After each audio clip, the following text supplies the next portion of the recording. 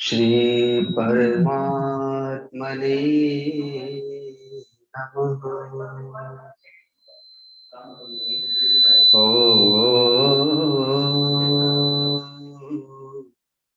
श्री गुरुवे नमः। ओ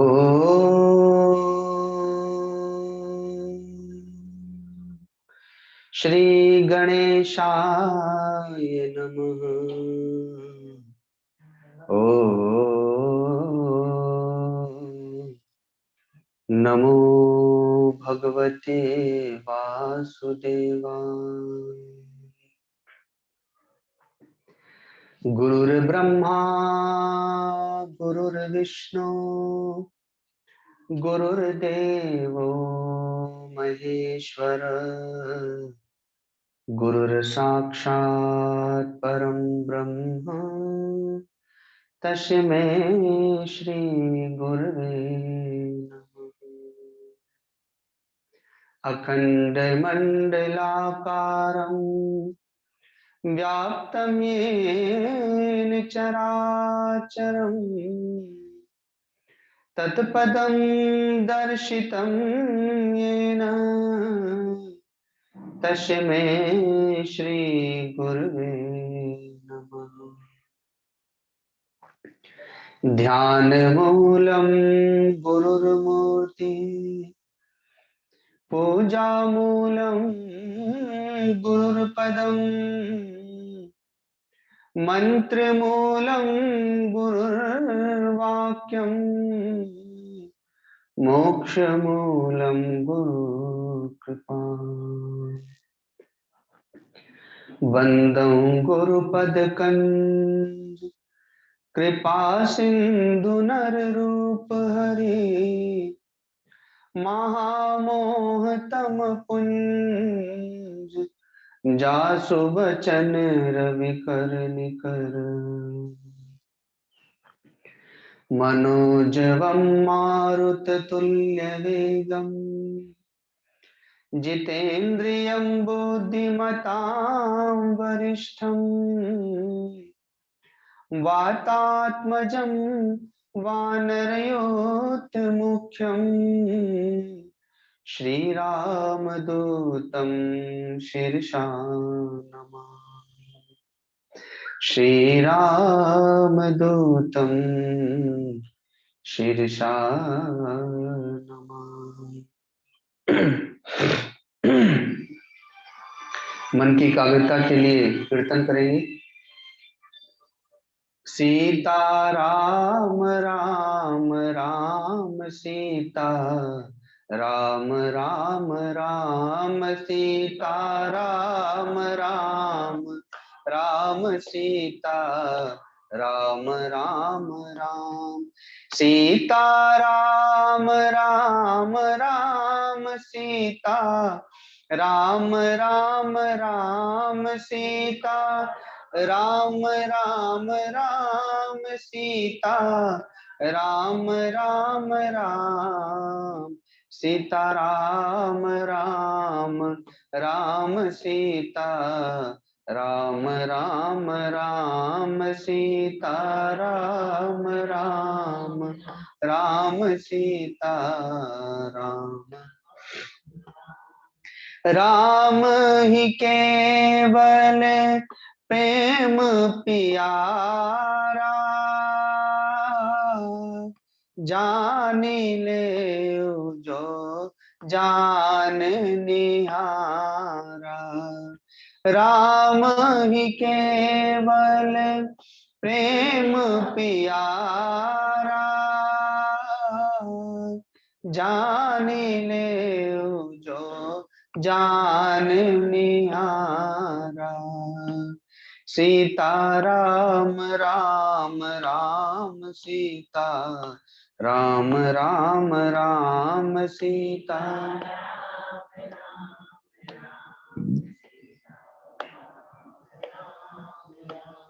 सीता राम राम राम सीता राम राम राम सीता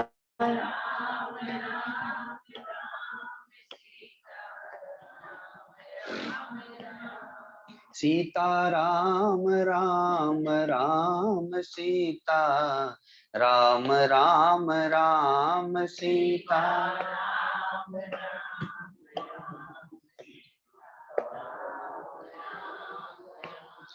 सिय राम मय सब जग जानी करऊं प्रणाम जोरी जुग मान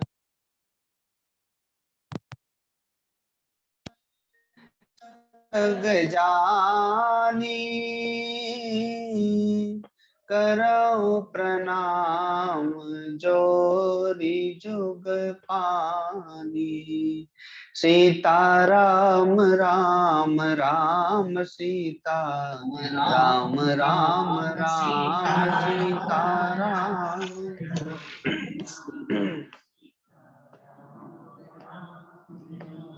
सीता राम राम राम सीता राम राम राम सीता राम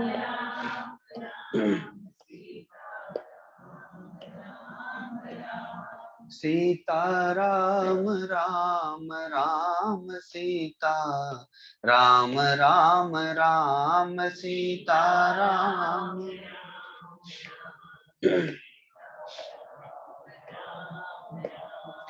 अब मोहि भा भरोसनु मनता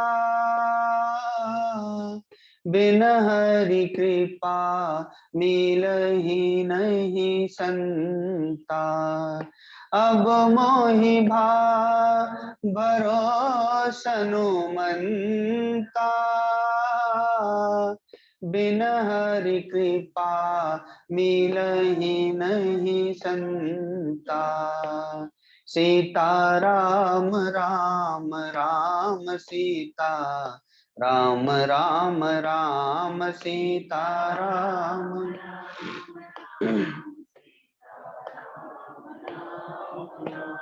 सीता राम राम राम सीता राम राम राम सीता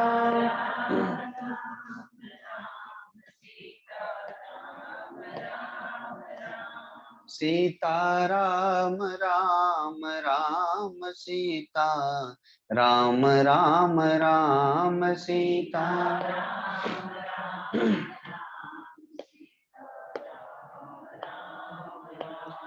उमा कहूँ मैं अनुभव अपना सतहरि भजन जगत सब सपना उमा कहूँ मैं अनुभव अपना सतहरि भजन जगत सब सपना सीता राम राम राम सीता राम राम राम सीता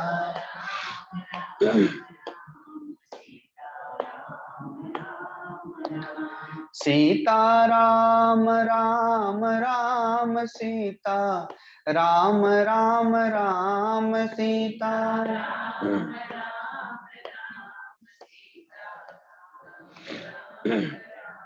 सीता राम राम राम सीता राम राम राम सीता राम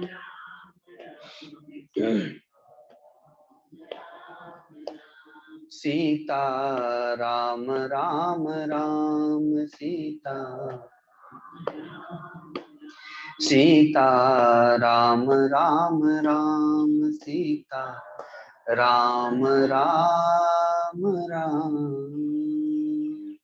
बोलिए सदगुरुदेव भगवान की, परम गुरुदेव महाराज की, सत्य सनातन धर्म की, गौ माता की, श्री गंगा मैया की, सब संतों की, सब भक्तों की, श्री कपिल भगवान की। नमः पार्वती पते हर हर महादेव।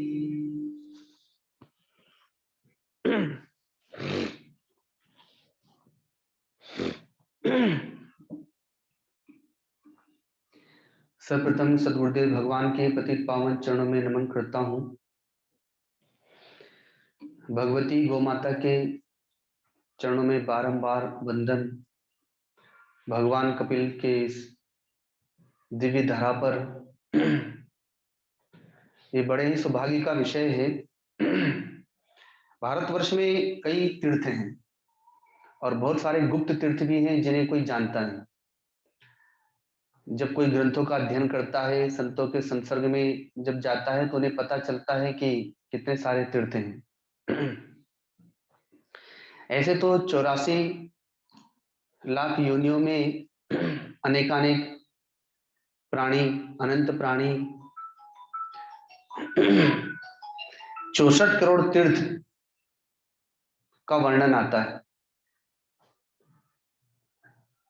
गौ माता में वे सारे के सारे 33 करोड़ देवी देवता, कहीं 64 कहीं 68 करोड़ तीर्थों की बात आती है।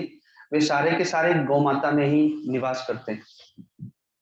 तो गौ माता के शरीर में जहां सारे के सारे तीर्थों का वास है, सारे के सारे देवी देवताओं का वास है, ब्रह्मा विष्णु महेश का वास है, भगवती लक्ष्मी, भगवती माँ गंगा का वास है, उसी गौ माता की इस गौशाला के इस दिव्य प्रांगण में भगवान की कथा कहना और सुनना। गौ माता तो चलता फिरता तीर्थ ही है। जहां पर संत चलते फिरते तीर्थ है, प्रयागराज की उपमा दी जाती है कि संत चलते फिरते प्रयागराज हैं, क्योंकि प्रयागराज में त्रिवेणी का संगम है, गंगा गंगा जमुना और सरस्वती का संगम है। तो संतों के पास में भक्ति, ज्ञान और वैराग्य का संगम है। सामान्य जीव, सामान्य व्यक्ति जब बैठते हैं तो आपस में संसार की चर्चा करते हैं, स्वजनों की चर्चा करते हैं, विषयों की चर्चा करते हैं। लेकिन संतों के पास में जब बैठेंगे तो या तो भक्ति की चर्चा होगी, या तो ज्ञान की चर्चा होगी, और या तो वैरागी की चर्चा होगी। परम पूज्य दादा गुरु जी के पास में जब कोई व्यक्ति अन्य बात करने लगता था तो वे कहते थे हरिओम तत्सत, हरिओम तत्सत, हरिओम तत्सत, बाकी सब गपशप। अर्थात भगवान का स्मरण, भगवान का भजन ही सत्य है, बाकी तो जो भी कुछ है वो सब गपशप ही है, संसार की चर्चा। श्रीमद् भागवत महापुराण में कर्दम ऋषि का दिव्य चरित्र आता है, जो ब्रह्मा जी की छाया से प्रकट होते हैं। इसमें ईंट लगा दीजिए उठ करके। ब्रह्मा जी के जो संकल्प से, उनकी छाया से प्रकट होते हैं कर्दम ऋषि। वे तपस्या करने के लिए इसी क्षेत्र में आते हैं। ये जो सिद्धपुर नाम पड़ा है, ये ऐसे ही नाम नहीं पड़ा। ये सिद्धों की भूमि है, ऋषियों की भूमि है, ये तपस्या की भूमि है, ये भगवान कपिल के अवतरण की भूमि है। कर्दम ऋषि ने यहाँ पर कई वर्षों तक तप किया है। बड़े दिव्य भाव और प्रेम के साथ में तपस्या करते करते करते शरीर को कृश कर दिया।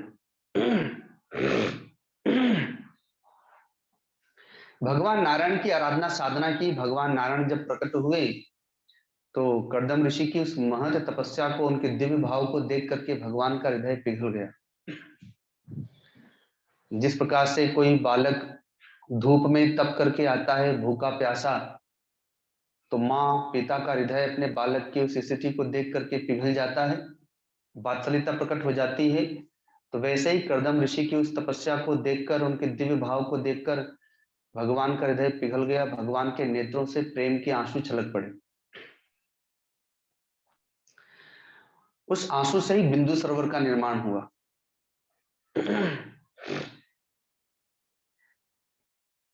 भगवान के नेत्रों की वो बूंद थी, आंसुओं की बूंद थी, इसलिए वो बिंदु सरोवर कहलाया। गुजरात में ही नारायण सरोवर कच्छ में आता है। श्रीमद् भागवत महापुराण में उसका भी वर्णन आता है कि प्राचीन बरही राजा के पुत्र जब तपस्या करने के लिए निकलते हैं तो देवर्षि नारद जी ने उन्हें संसर्ग दिया, सत्संग दिया, घर छोड़ दिए वे तपस्या करने के लिए। तो तप करने कहाँ जाए, तो वन में जा रहे थे तो मार्ग में भगवान शिव मिल गए। भगवान शिव ने कहा कि जाओ अमुक स्थान पर सरोवर है, उस सरोवर में खड़े होकर के भगवान नारायण की आराधना साधना करोगे, तो तपस्या करोगे तो भगवान जल्दी प्रसन्न हो जाए। वे गए और सच में तपस्या से भगवान नारायण प्रसन्न हो गए। दूसरी बार पुनः प्राचीन बरही राजा को 5 पुत्र हुए, तो देवर्षि नारद जी ने फिर उन्हें सत्संग दिया, संसर्ग दिया और उन्हें तपस्वी बना दिया। वे भी तप करने निकले तो भगवान शिव प्रकट हुए और कहते हैं कि तुम्हारे भाई ने जहां पर तप किया है, भाइयों ने, तुम लोग भी वहीं जाओ। उन्हें भी उसी स्थान पर भेज दिया। तो चूंकि वह सरोवर भगवान नारायण की आराधना साधना करने का क्षेत्र बना, भगवान नारायण की प्राप्ति का कारण बना, इसलिए उस सरोवर का नाम ही नारायण सरोवर हो गया। बिंदु सरोवर में उनके तट पर कर्दम ऋषि ने तप किया और यहीं पर भगवान कपिल का जन्म स्थान हुआ। भगवती देवहूति के गर्भ से पहले सर्वप्रथम 9 कन्याएं प्रकट हुई, जिनका विवाह 9 ऋषियों के साथ में हुआ और उसके उपरांत भगवान कपिल का अवतार हुआ। तो हमारे 24 अवतारों में से एक अवतार जहां पर प्रकट हुए, तो जैसे हम वृंदावन की विशेष महिमा मानते हैं, मथुरा की विशेष महिमा मानते हैं, क्योंकि भगवान के 24 अवतारों में एक अवतार भगवान श्री कृष्ण का अवतरण का स्थान, उनकी बाल लीलाओं का स्थान मथुरा और वृंदावन हुआ। भगवान श्री राम के अवतरण का स्थान अयोध्या हुआ, तो वैसे ही भगवान कपिल का जन्म स्थान यही सिद्धपुर की भूमि है। सिद्धों की भूमि है, इसलिए सिद्धपुर कहलाया। भगवान कपिल सांख्य शास्त्र के प्रणेता हुए।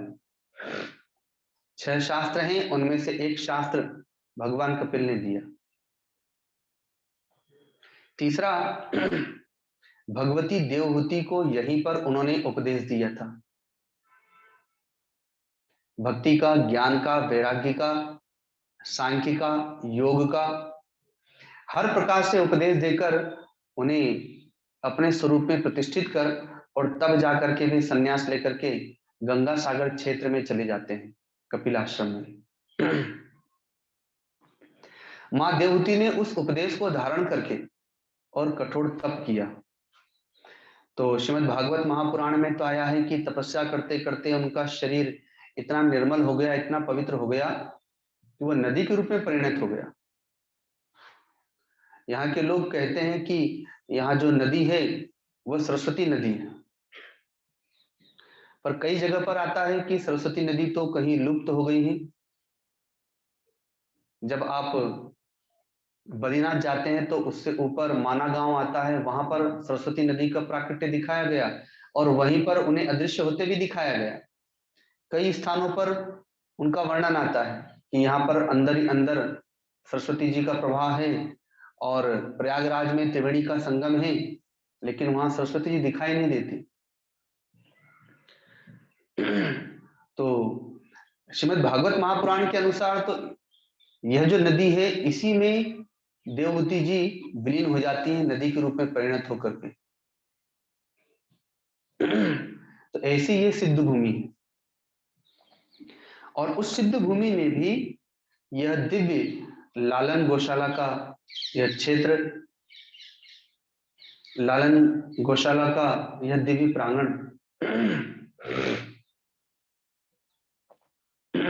एक और गुरुकुल तो दूसरी ओर गौशाला, जहां गाय विराजती हैं वहां पर गोपाल भी विराजते हैं, जहां गाय नहीं वहां पर गोपाल नहीं, क्योंकि भगवान श्री कृष्ण के दिव्य जीवन चरित्र में जो दिव्यता है वह तो गौ माता ही है। अगर भगवान के उस चरित्र से गायों को निकाल दिया जाए तो फिर भगवान का जीवन, भगवान का चरित्र अधूरा है। अरे भगवान के नाम भी अधूरे हैं, जो हम गोविंद, जो गोपाल, जो गोवर्धनधारी, गिरधारी, आदि जो हम नाम लेते हैं तो वो गाय से ही भगवान के नाम पड़े। गाय चराए इसलिए गोपाल कहलाए, गायों की रक्षा की गोवर्धन उठा करके तो गिरधारी कहलाए, गोमाता ने उन्हें अपना इंद्र पद प्रदान किया, कामधेनु गोमाता ने, इसलिए गोविंद कहलाए। तो भगवान के नाम तो गायों से ही पड़े हैं।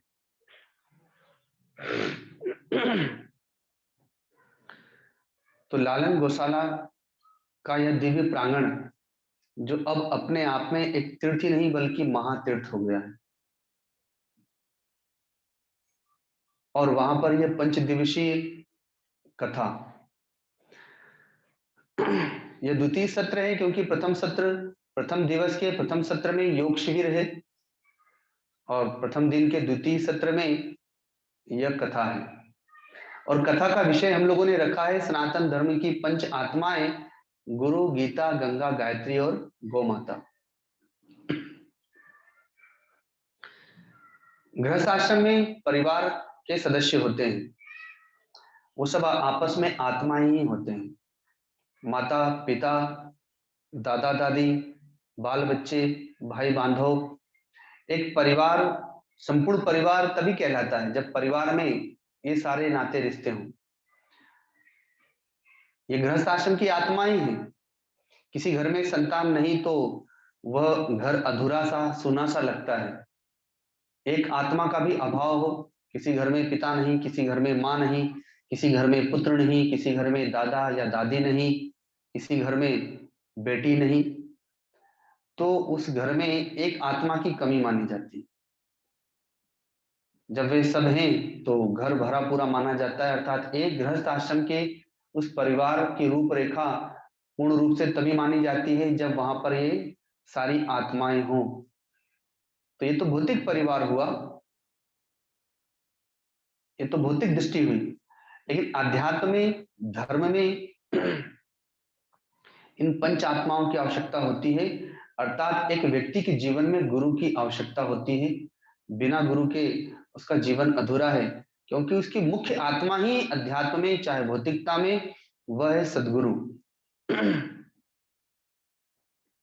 राजस्थान में तो कहावत भी है कि बिना गुरु के यदि वह जी रहा है तो इससे अच्छा कि वो मर जाए, क्योंकि निगुरा मरा तो जग जिया। अगर वो निगुरा है, बिना गुरु का है और मर गया तो बहुत अच्छा है, क्योंकि कम से कम जगत का भला हो गया। वो जगत पे, वो धरती पर भार था वो। तो इसलिए गुरु सबसे मुख्य आत्मा है। तो जीवन में एक सदगुरु होना चाहिए जो हमारा पथ प्रदर्शक हो। वह भौतिक और आध्यात्मिक दोनों मार्ग को प्रकाशित करता है। हमारे जीवन में एक ग्रंथ भी होना चाहिए। इसलिए यहाँ पर तो हमने गीता जी का नाम लिया, गुरु गीता, क्योंकि स्वयं भगवान नारायण की वह वाणी है, भगवान का हृदय है, भगवान का दिव्य ज्ञानमय वांगमय स्वरूप है। सारे के सारे ग्रंथों का वह सार है, निचोड़ है। किसी के पास में 18 पुराण पढ़ने का समय नहीं है तो वो गीता जी के 18 अध्याय से ही सारे पुराणों का सार प्राप्त कर सकता है। 4 वेद, 6 शास्त्र, 18 पुराण, ये सबका सार संग्रह भगवान ने गीता जी कह करके दे दिया। कोई अपने जीवन में एक ग्रंथ धारण करे, किसी के पास गीता जी हो तो किसी के पास रामायण हो, तो किसी के पास भागवत हो, किसी के पास हनुमान चालीसा हो, किसी के पास सुंदरकांड हो, किसी के पास देवी का कोई ग्रंथ हो। आप लोगों ने ब्रह्मा जी, भगवान विष्णु, भगवान शिव, दुर्गा जी, गणेश जी आदि हमारे जितने भी देवी देवता या भगवान के अवतार हैं तो उनकी मूर्तियों को देखा होगा। कोई 2 भुजा वाले, कोई 4 भुजा वाले, कोई अष्टभुजा वाले। तो वो चाहे जितने भी भुजा वाले हो, लेकिन उनकी भुजाओं में, उनके हाथों में, उनके हाथ खाली नहीं होते, उनके हाथों में कुछ तो होता है। अगर एक हाथ खाली है तो उसमें आशीर्वाद की मुद्रा होती है।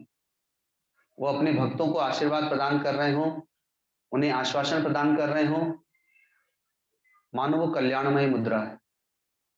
तो दूसरे हाथ में या तो अस्त्र है, या तो शस्त्र है, और या तो शास्त्र है, या तो जप के लिए माला है। जितनी भी भुजाएं होंगी, कोई भी भुजा खाली नहीं है। प्रत्येक भुजाओं में कुछ न कुछ अस्त्र शस्त्र, शास्त्र, माला, कमंडल, कुछ न कुछ पात्र हाथ में है।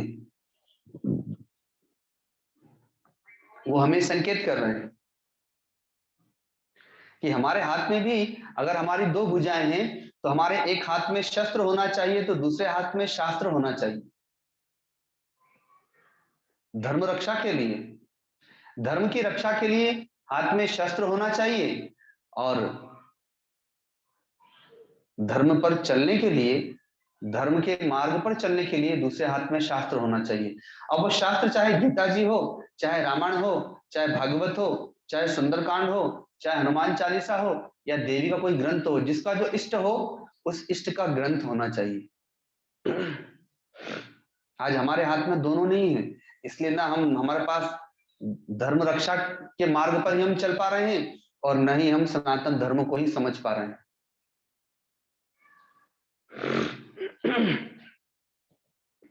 अभी मैं यहां से आने के पूर्व रामेश्वरम की यात्रा पर था, जहां पर हम लोगों ने सप्तदिवसीय रामेश्वर धाम का दर्शन और श्रीमद् भागवत कथा का आयोजन किया। प्रातःकाल जलपान के उपरांत हम लोग 8 साढ़े 8 बजे से लेकर 12 बजे तक चारों ओर दर्शन के लिए निकलते थे। और भी बहुत सारे मंदिर थे वहां पर, तो सब जगह जाते थे, मुख्य मंदिर में भी गए और अन्य स्थानों पर भी गए। तो और शाम के समय में 3 से साढ़े 6 7 बजे तक भागवत कथा का आयोजन चलता था। तो बहुत ही दिव्य दर्शन थे भगवान के वहां पर, जहां भगवान श्री राम ने अपनी वानरी सेना के साथ में राम सेतु का निर्माण कराया, रामेश्वरम की स्थापना की। वहीं पर लक्ष्मण जी ने भी जब गए तो पता चला कि वहां एक लक्ष्मण कुंड है, और वहां पर उन्होंने भी एक शिवलिंग की प्रतिष्ठा की है। और हनुमान जी ने जहां से छलांग लगाई थी वह स्थान वानरों का एकदम निर्जन स्थान, अब तो जाकर के तीर्थ वहां पर बसा, तो धीरे धीरे लोग रहने लगे।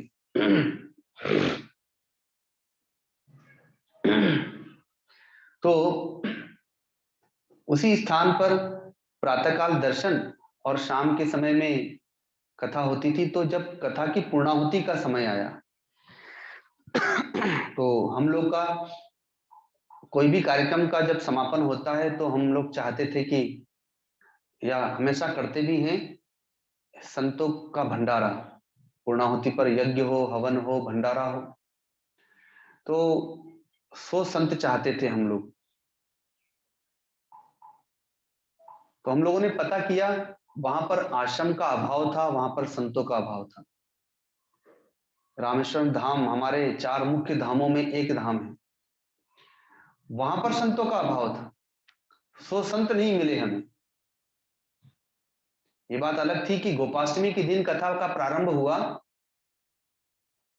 तो प्रातःकाल गोपाष्टमी पर गो पूजन करना था, तो एक गौशाला हमें प्राप्त हो गई, और वह भी ऐसी विचित्र गौशाला कि एक ब्राह्मण के द्वारा गायों की सेवा हो रही है। केदारनाथ जी नाम था उनका, और वह भी लखनऊ में बड़े पद पर, इंजीनियर के बड़े पद पर थे, पति पत्नी दोनों, और दोनों ने अपने उस पद का त्याग किया और पुनः अपने घर चले गए रामेश्वरम में। वहां जाकर के निर्जन अनाश्रित गायों की सेवा करना प्रारंभ किए।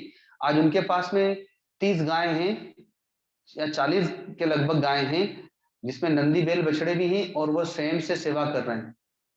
धीरे धीरे अन्य लोग जुड़ रहे हैं, लेकिन वो रामेश्वरम अपने आप में एक छोटा सा स्थान है, एक सामान्य गांव जैसा है, और वहां पर जाकर के वो लोग सेवा कर रहे हैं। तो वहीं हम गए और वहीं पर हम लोगों ने गो पूजन किया गोपाष्टमी के दिन से, और कथा प्रारंभ की। तो उनसे ही हमने पूछा, और लोगों से तो पूछा ही, कि हमें 100 संत चाहिए, अगल बगल के क्षेत्र में कहीं कोई आश्रम हो आप बताएं, जहां से उन संतों को लाया जाए और भंडारा करके उनकी सेवा की जाए, कथा की पूर्णाहुति करना है। तो हमें 100 संत नहीं मिले वहां पर। तब अंत में विकल्प किया कि कम से कम हमें 21 ब्राह्मण दे दीजिए, जो वैदिक ब्राह्मण हो, क्योंकि मंदिर तो वहां बहुत है, तो मंदिरों में ब्राह्मण होते ही। तो फिर 21 ब्राह्मणों को ला करके फिर वहां पर पूर्णाहुति पर पहले उन भंडारा कराकर भोजन प्रसाद आदि दक्षिणा आदि से उन्हें संतुष्ट किया हो पूर्णाहुति की। ये केवल रामेश्वरम धाम की बात नहीं है, आज भारतवर्ष में संतों का अभाव होता चला जा रहा है। वैदिक ब्राह्मणों का अभाव होता चला जा रहा है, वैदिक परिवार का अभाव होता चला जा रहा है। आप लोगों ने देखा होगा, मैंने भी बाल्यावस्था में देखा है, पहले संतों की मंडली चलती थी, गांव गांव में जाकर के वे ठहरते थे और गृहस्थ आश्रम में जाकर के भिक्षाटन करते थे। पर अब वो मंडली भी नहीं और वैसे गृहस्थ आश्रम भी नहीं जहां पर जाकर के वो भिक्षा ले सके, मधुकरी कर सके, क्योंकि संयुक्त परिवार की परंपराएं खत्म होती जा रही हैं। और जहां संयुक्त परिवार नहीं है और व्यक्तिगत रूप से केवल पति पत्नी रहते हैं, तो जब वह 4 दिनों के लिए मासिक धर्म में होती है तो फिर वहां भोजन कौन बनाएगा? और वह भोजन बनाती है उस परिस्थिति में भी, तो उस प्रसाद को कोई भी साधु कैसे खा सकता है? कोई भी ब्राह्मण, कोई भी भिखारी कैसे खा सकता है? तो न तो वैदिक परिवार बच रहे हैं, ना अब संतों की मंडली ही दिखाई दे रही है। इसलिए सनातन धर्म की रक्षा करना आवश्यक है, और सनातन धर्म की रक्षा तभी होगी जब एक हाथ में शास्त्र होगा और दूसरे हाथ में शस्त्र होगा।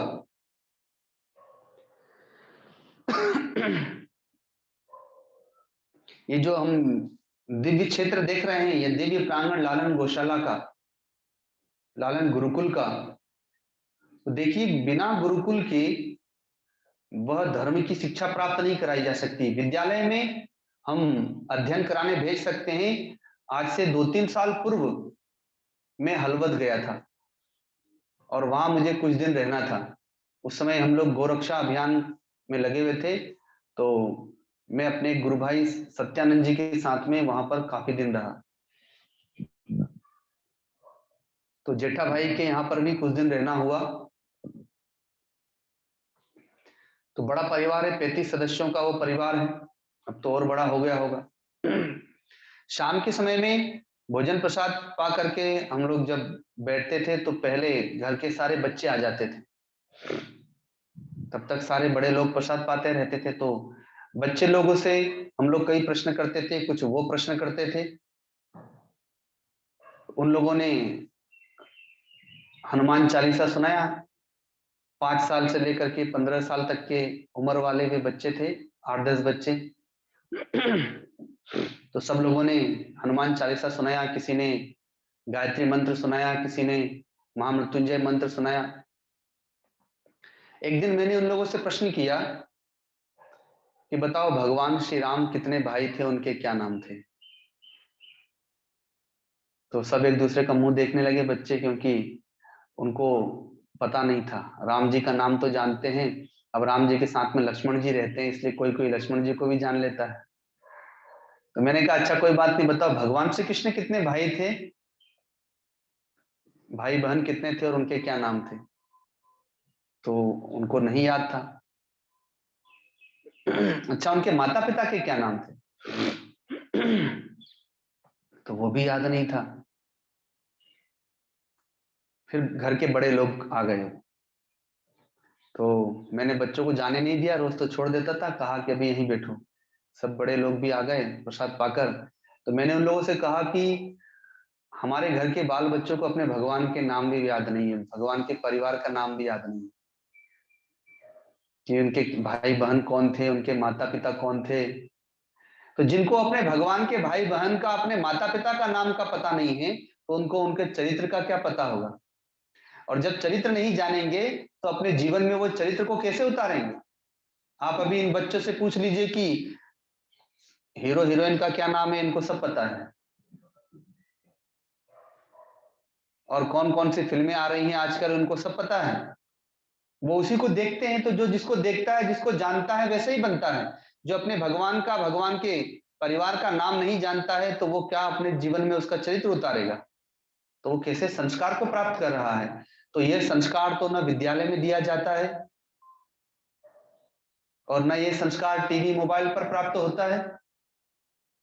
तो ये संस्कार तो केवल माता पिता और दादा दादी दे सकते हैं और तो कोई नहीं दे सकता। या तो वे संतों के पास में जाएं या संतों को अपने घर में बुलाएं, तो वहां ये संस्कार प्राप्त होंगे। क्योंकि संस्कार की शिक्षा विद्यालय में नहीं मिलती, संस्कार की शिक्षा तो गुरुकुल में मिलती है। और वर्तमान में जितने भी आश्रम है वो सब गुरुकुल ही है। तो ये केवल उनकी बात नहीं है, प्रत्येक घरों की बात है। जितने भी गृहस्थ आश्रम है, जितने भी परिवार हैं, ये सब की बात है। तो यह जो स्थान है, यह गुरुकुल के साथ में ये गौशाला लालजी भाई का ये दिव्य स्वप्न है, जिन्होंने अपने तन मन धन से, अपने प्राण से इसे संजोया है। मैंने भी एक चौपाई गाई थी कि अब मोहि भा भरोसा हनुमंता और बिनु हरि कृपा मिले नहीं संता। आज से कुछ वर्ष पूर्व अहमदाबाद में गुरुदेव के साथ में हम लोग एक भक्त के यहाँ पर ठहरे हुए थे। तो वहीं पर राजू भाई आदि सभी भक्तगण मिलकर के और लालजी भाई को लेकर के आए थे अहमदाबाद। गुरुदेव का प्रथम दर्शन आपने वहां पर किया था। भक्त विभीषण जब भगवान श्री राम के पास में प्रथम दर्शन करने आते हैं, श्रवण सुजस सुनि आयऊ प्रभु भंजन भवभीर त्राहि त्राहि आरती हरण शरण सुखद रघुबीर। भक्त विभीषण के प्रथम दर्शन में ही वे भगवान के पूरे हो गए थे और भगवान श्री राम भी पूरे उनके हो गए। भगवान ने उठा करके अपने गले से लगाया, लंकेश कहा और उनका राज्याभिषेक कर दिया। अभी तो रावण का वध भी नहीं किया, युद्ध भी नहीं हुआ और प्रथम चरण में ही, प्रथम दर्शन में ही एक दूसरे एक पूरे के पूरे हो गए। तो वैसे ही जब प्रथम भेंट करने के लिए आए, प्रथम दर्शन करने के लिए लालजी भाई जब अहमदाबाद में आए, तो हम लोगों ने इनके दिव्य भाव को, दिव्य समर्पण को देख करके पहचान लिया था। तो कल जब मैंने इनको बात बताई तो कहते हैं कि आप लोगों ने तो मुझे पहचाना ही पहचाना, लेकिन मैंने भी गुरुदेव को पहचान लिया था। और कहते हैं कि मैं बाहर निकल के राजू भाई आदि को, प्रभु भाई आदि को कहता हूं कि आप जानते हैं संत कौन है? आप लोगों ने तो पहचाना नहीं है कि ये संत कौन है।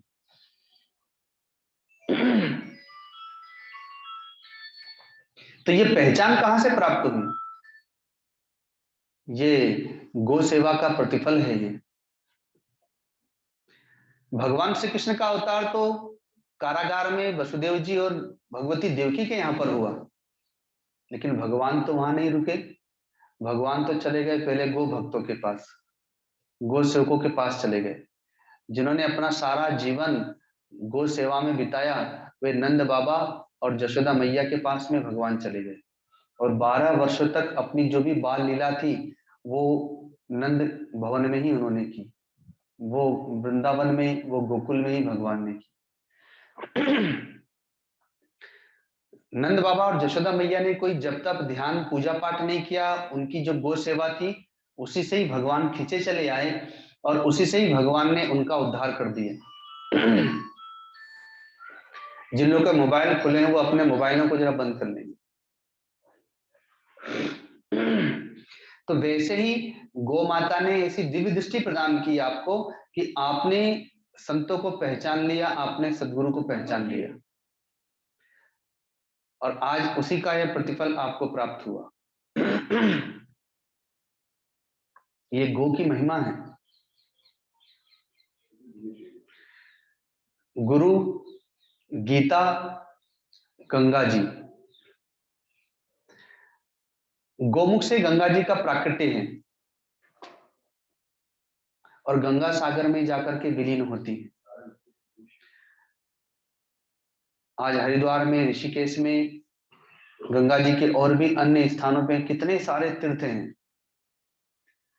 गोमुख से लेकर गंगा सागर तक गंगा जी के तट पर कितने सारे तीर्थों का वास है, कितने सारे आश्रमों का वास है। गंगा जी ने इस धरा को तीर्थ बना दिया, इस धरा को पवित्र कर दिया, दिव्य कर दिया। ये गंगा जी कौन है? तो भगवान नारायण का चरणोदक है। जब भगवान वामन के रूप में प्रकट हुए और महाराज बलि से जब 3 भूमि भगवान ने मांगी, तो भगवान ने अपना विराट स्वरूप प्रकट किया और अपने प्रथम पग में भगवान ने ऊपर के जितने भी लोक हैं उन लोकों को नाप दिया। जब ब्रह्मलोक तक, ब्रह्मा जी के लोक तक भगवान का चरण गया, तो ब्रह्मा जी ने अपने कमंडल के जल से भगवान के चरणों को धोया और पुनः उस चरणोदक को धारण कर लिया। तो जैसे हम गुरु के चरणों को धोकर के चरणोदक लेते हैं, तो वैसे ही वो भगवान नारायण का चरणोदक है ये गंगा जी। और ये हम लोग तो जाकर के केवल डुबकी लगा लेते हैं, गंगा मैया को प्रणाम कर लेते हैं, लेकिन ये धरती पर लाने के लिए कितना प्रयत्न, कितनी तपस्या की गई। हमें तो सहज में प्राप्त है, इसलिए हमें इसकी महत्ता का इतना अनुभव नहीं होता, न हमारे मन में इतना दिव्य भाव ही है। इस कलयुग में तो गंगा जी को भी क्रीड़ा का साधन बना लिया, पर्यटक का साधन बना लिया। उसमें नौका विहार, राफ्टिंग आदि चलता है। लेकिन भक्तों के लिए तो आज भी गंगा जी भगवती के समान है, माँ के समान है। स्वयं भगवान कहते हैं कि स्रोतसामस्मि जाह्नवी, मैं नदियों में साक्षात गंगा जी हूँ, अर्थात स्वयं भगवान ही इस रूप में बह रहे हैं। तो भक्तों के लिए तो आज भी वो साक्षात ब्रह्म ही है, वो अमृत ही है। तभी तो आज भी गंगा जी के तट पर जाकर के आप लोग 9 दिन का जलहार व्रत कर लेते हैं। वो गंगा जी की महिमा ही तो है। नहीं तो एक दिन अपने घर में रह करके देख लीजिए तपस्या करके। वो गंगा जी की महिमा ही है कि 9 दिन आप बिना अन्न जल के रह जाते हैं, केवल गंगा जल पीकर।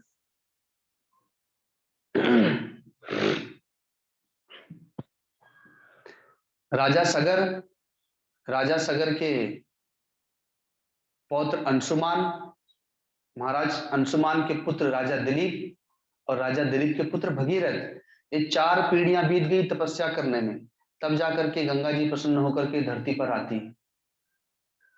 जिसे हम इतना सहज समझते हैं, वो गंगा जी जो भगवान का चरणोदक है, वो ऐसे ही प्राप्त नहीं हुआ हमें। 4 पीढ़ियों के तप से वो धरती पर आई और प्रसन्न होकर उद्धार किया राजा सगर के 60,000 पुत्रों का, और आज भी न जाने कितने भक्तों का उद्धार कर रहे हैं। तो हमारे जीवन में जिस प्रकार से गुरु की आवश्यकता है, गुरु के सिद्धांत की अर्थात गुरु के शास्त्र की आवश्यकता है, वैसे ही गंगा जी की भी आवश्यकता है। क्योंकि सनातन धर्म की एक आत्मा है गंगा जी, इसलिए संतों ने गंगा जी की महिमा का गायन किया। परम पूज्य मस्तराम बाबा जी का दिव्य संकल्प है 9 दिन के जलहार व्रत का। आज गुरुदेव उसी संकल्प को व्यापक बना दिए। तो गुरु, गीता, गंगा, गायत्री, या गायत्री का तात्पर्य भगवान के नाम से है, अर्थात प्रत्येक मनुष्य के पास में एक भगवान का नाम होना चाहिए जिसका वो जप करे। भगवान के नाम की बड़ी महिमा है और संसार का सबसे सरल साधन है नाम जप। इसको बच्चा भी कर सकता है, बूढ़ा भी कर सकता है, रोगी भी कर सकता है, अंधा, लूला, लंगड़ा, गूंगा, बहरा, पागल, वो भी भगवान का नाम जप कर सकता है। सबसे सहज सरल सुगम साधन है ये। और ऐसा नहीं कि बैठ करके ही सोते जागते खाते पीते उठते बैठते कैसे भी भगवान के नाम का जप कर सकता है। लेकिन इतना होने के उपरांत भी अगर हम स्वयं से, जितने लोग बैठे हैं उतने लोग ही विचार करके देख लें कि कौन भगवान के नाम का जप करता है।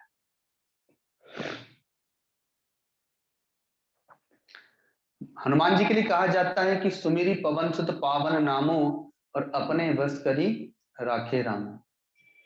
हनुमान जी ने भगवान का नाम जप करके, भगवान का काम करके, भगवान की सेवा करके भगवान को अपने वश में कर लिया। लेकिन हम भगवान का नाम जप नहीं करते, जप करने बैठते तो नींद आ जाती।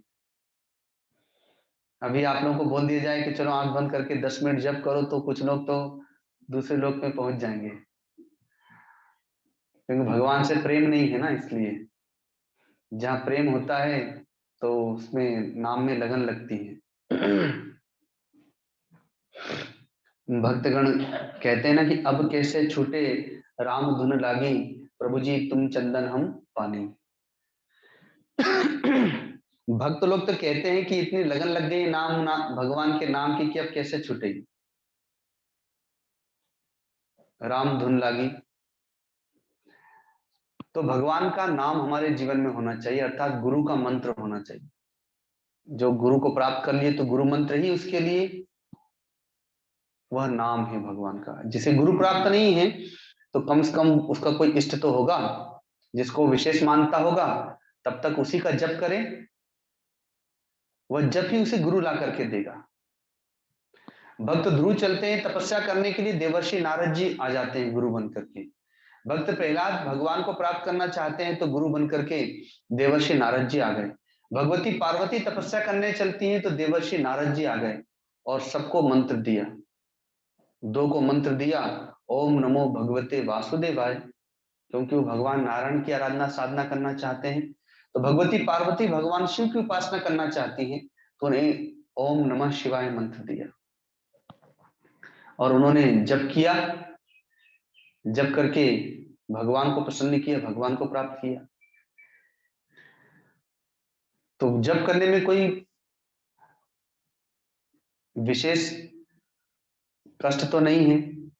झाड़ू लगा सकते हैं, मन में जप कर सकते हैं, रोटी बना सकते हैं, मन में जप कर सकते हैं, तो किसी को पता भी नहीं चलेगा। अपना गृह कार्य भी कर रहे हैं, खेती कर रहे हैं, व्यापार कर रहे हैं, मन ही मन जप कर सकते हैं, किसी को क्या पता चलेगा। तो यह गायत्री का तात्पर्य मैंने भगवान के नाम से लिया है। ये सनातन धर्म की एक आत्मा है। पहले संध्या का विधान होता था गृहस्थ आश्रम में, सुबह शाम संध्या करते थे लोग। अभी जो मैं जेठा भाई की बात कर रहा था हलवद में, तो वहां पर जब मैं गया तो मैंने ये देखा था दृश्य कि उनके माता पिता जो लगभग 85 वर्ष के या उससे भी ऊपर के होंगे, वे सुबह 4 बजे उठ करके स्नान करके और माला लेकर के अपने घर के आंगन में बैठ जाते थे, घंटा 2 घंटा जप करते थे। ऐसे ही शाम को भी जब संध्या होती थी तो अपनी माला लेकर के बैठ जाते। इसको कहते हैं संध्या करना। और आज सुबह में मैंने योग शिविर में बताया भी था कि गृहस्थ आश्रम में संध्या अनिवार्य है।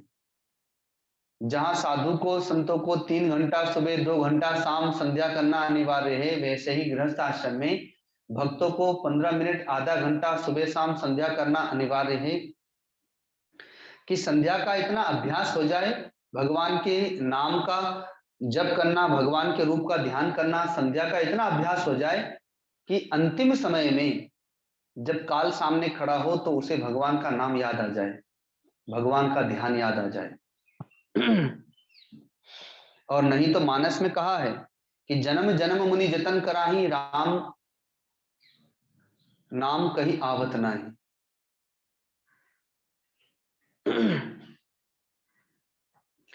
जब मैं बालक था, विद्यार्थी जीवन में पढ़ता था, तो मैंने देखा शरीर की दादी माँ बिस्तर पर थी, कुछ दिनों के लिए वृद्ध हो गई थी, रोगी थी। तो धीरे धीरे उनका रोग बढ़ता गया। डॉक्टर नर्स आदि घर पर ही उपचार करने के लिए आते थे। तो धीरे धीरे उनका बोलना भी बंद हो गया, क्योंकि गले में कफ भर जाता है, गला रुंध जाता है, तो वो बोल नहीं पाती थी। धीरे धीरे भोजन भी छूट गया, फिर उन्हें लिक्विड देना देना प्रारंभ किया गया, सूप, जूस, दाल का पानी, दूध। गांव घर के लोग मिलने आने लगे, रिश्तेदार आने लगे, सबको लगा कि अब शरीर चला जा रहा है, जिनको मिलना है मिल लो। तो उस समय नर्स को लाना ले जाना छोड़ना वो मैं करता था। जब मैं, एक दिन की बात है, उन्हें छोड़ने जा रहा था तो डॉक्टर को तो पता चल ही जाता है, नर्सों को पता चल जाता है कि लगता है अब शरीर जाने वाला है, हम लोग को पता नहीं चलता। तो जब मैं छोड़ने जा रहा था तो उन्होंने मुझसे कहा कि इन्हें गीता जी सुना दो। तो मैंने पूछा गीता जी क्या होता है, उस समय मुझे पता नहीं था। तो उन्होंने कहा कि गीता जी ग्रंथ है, भगवान की वाणी है। तो मैंने कहा कहाँ मिलेगी ये? तो कहा कि चलो मेरे पास में है, मैं देती हूँ। तो उन्हें उनके हॉस्पिटल में छोड़ा तो उन्होंने मुझे गीता जी, जबकि वो गीता जी नहीं थी, वो भी नहीं जानती थी कि ये गीता जी नहीं है। आजकल देखा होगा आप लोगों ने, एक गीता महात्म्य की पुस्तक चली है जिसमें हर अध्याय का महात्मा अर्थात महिमा लिखी हुई है, और बहुत से लोग उसी को गीता जी समझ करके उसका ही पाठ करते हैं अर्थात उसे पढ़ते हैं। उसमें केवल इतना होता है कि पहला अध्याय का जो पाठ करेगा उसको ये फल मिलेगा, दूसरे अध्याय का जो पाठ करेगा उसको ये फल मिलेगा, उसको गीता महात्म्य कहते हैं।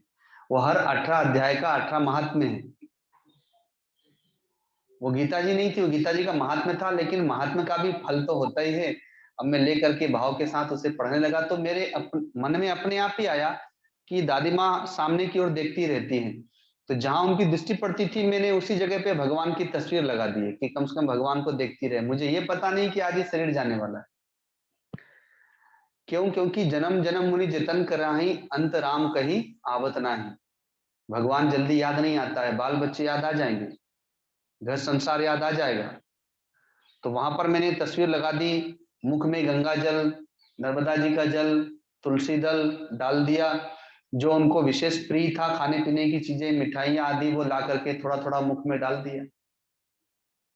अगरबत्ती जला करके उनके पास बैठ करके मैं गीता महात्म्य पढ़ने लगा। तो 10वें अध्याय तक मैं पहुंचा था, 1 घंटा हो गया। तो संध्या का समय था, मैं भोजन प्रसाद का समय हो गया, तो मैंने सोचा कि चलो प्रसाद पा करके आते हैं और फिर वापस पढ़ने लग जाएंगे। और ऐसा सोच करके मैं वहां से उठ करके गया, और थाली में जैसे ही प्रसाद लेकर के बैठा वैसे ही उनके प्राण निकल गए। ये गीता जी की महिमा है कि अभी तो गीता जी नहीं, गीता जी के महात्मा का ही अध्ययन किया जा रहा था, और जिनके प्राण अटके हुए थे भगवान की छवि का दर्शन करते हुए, क्योंकि बोल तो सकती नहीं थी, वो देख रही थी, तो भगवान की उस तस्वीर को देखते देखते गीता जी को सुनते सुनते प्राण निकल गए। तो भक्तों ने भी कहा है कि इतना तो करना स्वामी जब प्राण तन से निकले। तो इसलिए एक भगवान का नाम होना अत्यंत आवश्यक है, अर्थात गृहस्थ आश्रम में संध्या का विधान है, उन्हें गृहस्थ आश्रम में संध्या करना चाहिए। तो एक छोटे से भजन के माध्यम से भगवान के नाम की महिमा देखते हैं। सांसों के तार तार में प्रभु प्यार को पिरो लो, प्रभु प्यार को पिरो लो। सांसों के तार तार में प्रभु प्यार को पिरो लो, प्रभु प्यार को पिरो लो। शुभ कर्म करके पुण्य का, शुभ कर्म करके पुण्य का जीवन में बीज बोलो, जीवन में बीज बोलो। सांसों के तार तार में प्रभु प्यार को पिरो लो, सांसों के तार तार में। जीवन का एक एक पल अनमोल है खजाना, जीवन का एक एक पल अनमोल है खजाना, उनमें से एक पल भी नहीं लौट के है आना, उनमें से एक पल भी नहीं लौट के है आना। आनंद रस से अपना, आनंद रस से अपना अंतःकरण भिगो लो, अंतःकरण भिगो लो, सांसों के तारे तारे में प्रभु प्यार को पिरो लो, प्रभु प्यार को पिरो लो। ज्ञानी की ये निशानी, मीठी सी उनकी बानी, ज्ञानी की ये निशानी, मीठी सी उनकी बानी, मीठे से बोल में प्रभु की झलक सुहानी, मीठे से बोल में प्रभु की झलक सुहानी। बोलो तो मीठे बोलो,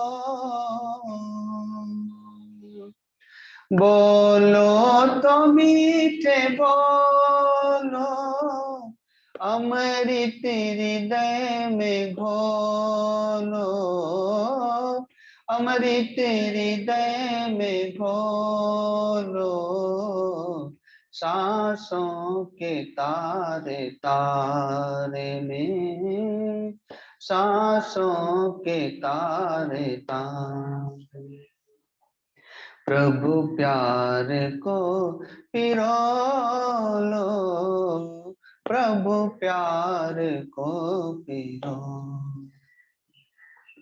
बीती का गम सुना कर वो मिट गया अंधेरा, बीती का गम सुना कर वो मिट गया अंधेरा, खुलती जहां पे आंखें होता वही सवेरा, खुलती जहां पे आंखें होता वही सवेरा, तेरे द्वार प्रभु पधारे, तेरे द्वार प्रभु पधारे, अंतः के नैन खोलो, अंतः के नैन खोलो, सांसों के तारे तारे में, सांसों के तारे तारे में, प्रभु प्यार को पिरो लो, प्रभु प्यार को पिरो। शुभ कर्म करके पुण्य का, शुभ कर्म करके पुण्य का जीवन में बीज बोलो, जीवन में बीज बोलो, सांसों के तारे तारे में, सांसों के तारे तारे में, सांसों के तारे तारे में। बोलिए सदगुरुदेव भगवान की।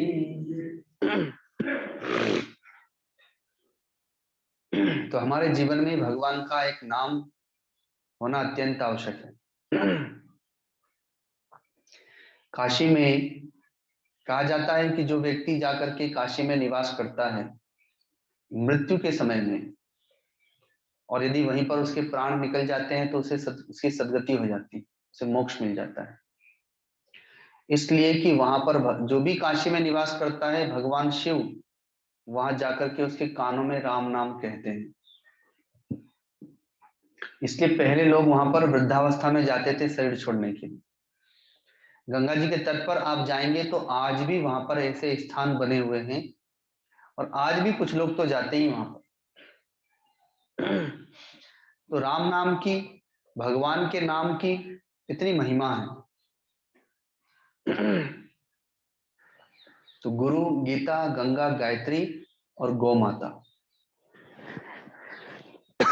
ये सनातन धर्म की पंच आत्माएं हैं।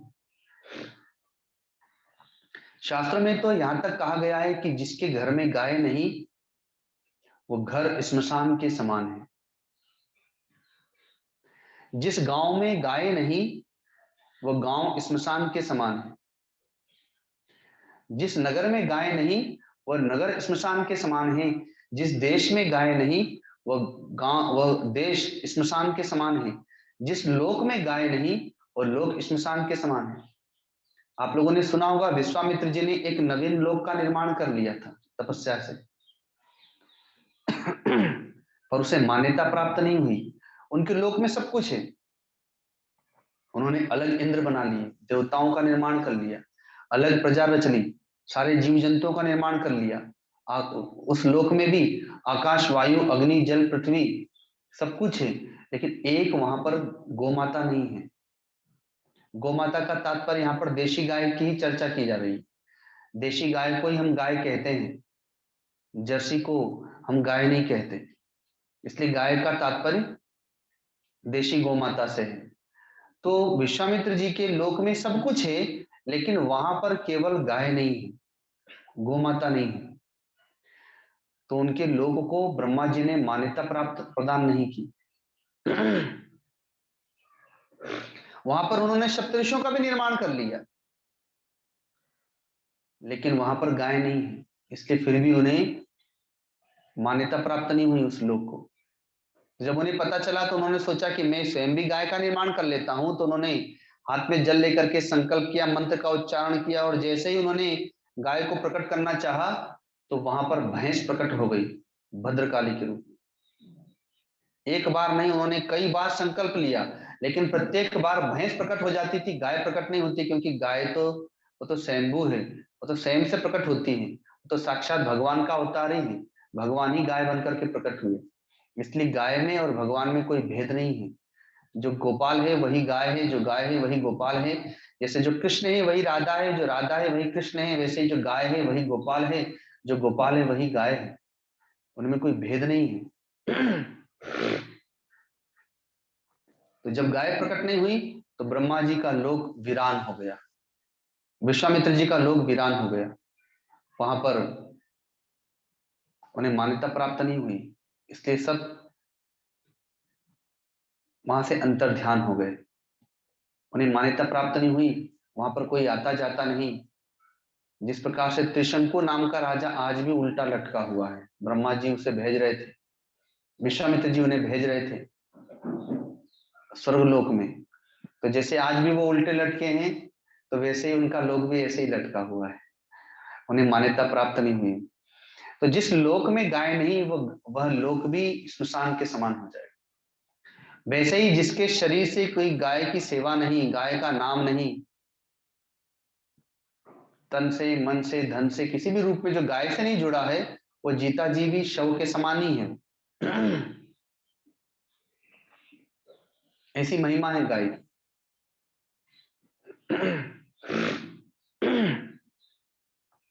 किसी के घर में जब बालक का जन्म होता है तो माँ के स्तनों में दूध आ जाता है, पर यदि किसी के माँ के पास दूध ना हो तो फिर दूध कहाँ से लाए? उस समय देशी गाय की खोज की जाती है। जो दूध के व्यापारी होते हैं, डेयरी वाले लोग, वो दूध का व्यापार करने वाले घर में भैंस रखते हैं, जर्सी को लेकर के आते हैं, क्योंकि उससे दूध ज्यादा होता है ऐसा वो समझते हैं। तो उससे व्यापार करते हैं दूध का।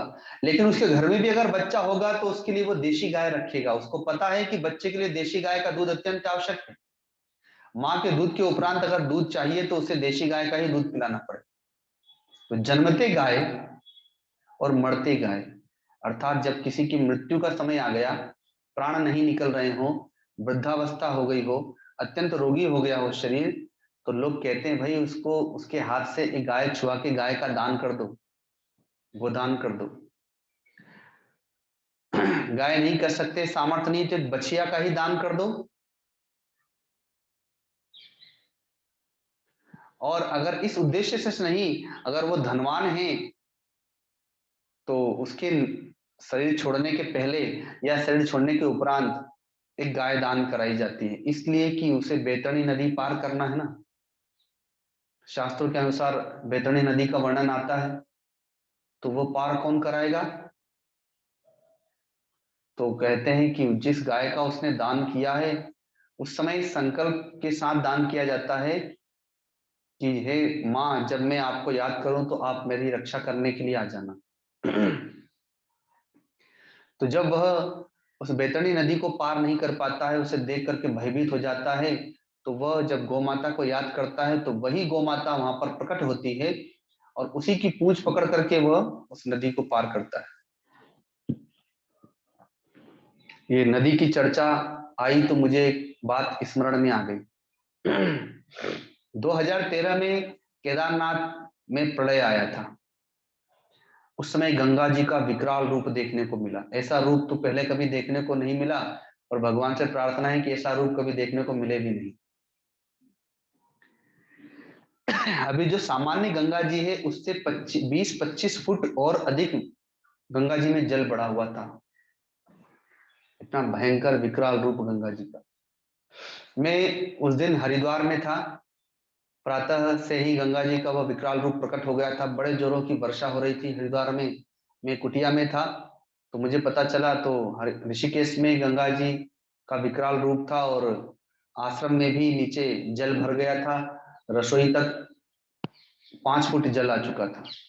तो फिर हम लोग वहां से ऋषिकेश आए।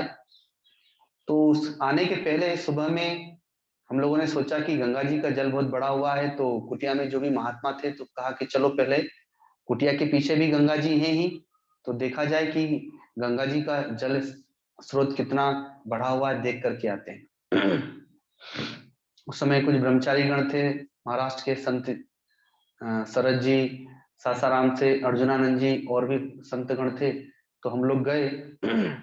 तो एक ऐसी विचित्र घटना देखी हम लोगों ने। जहां पर हमारी कुटिया है हरिद्वार में, वो सप्तऋषि क्षेत्र कहलाता है और वहां पर गंगा जी 7 धाराओं में बटी हुई है।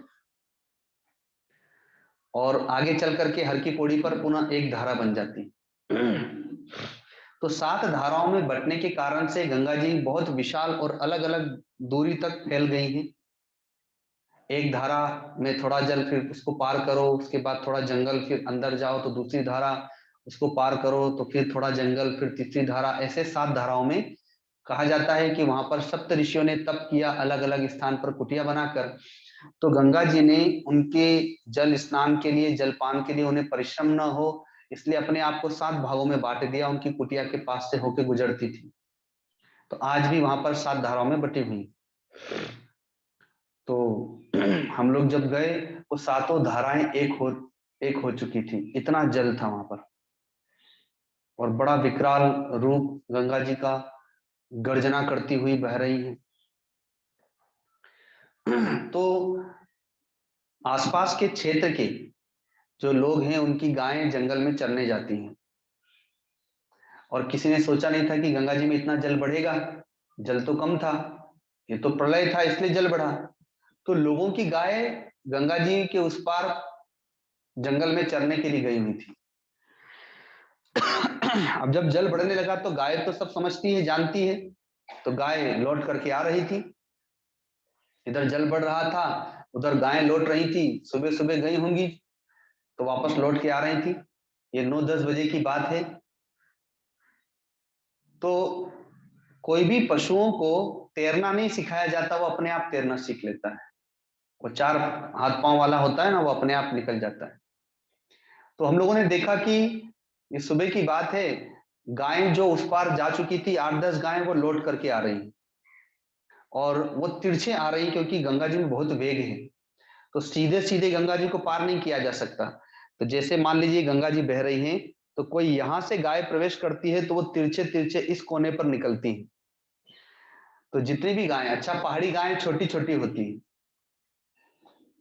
अब उसमें सबसे विचित्र घटना यह थी कि संयोग से एक गाय अपने बच्चे को लेकर के गई थी।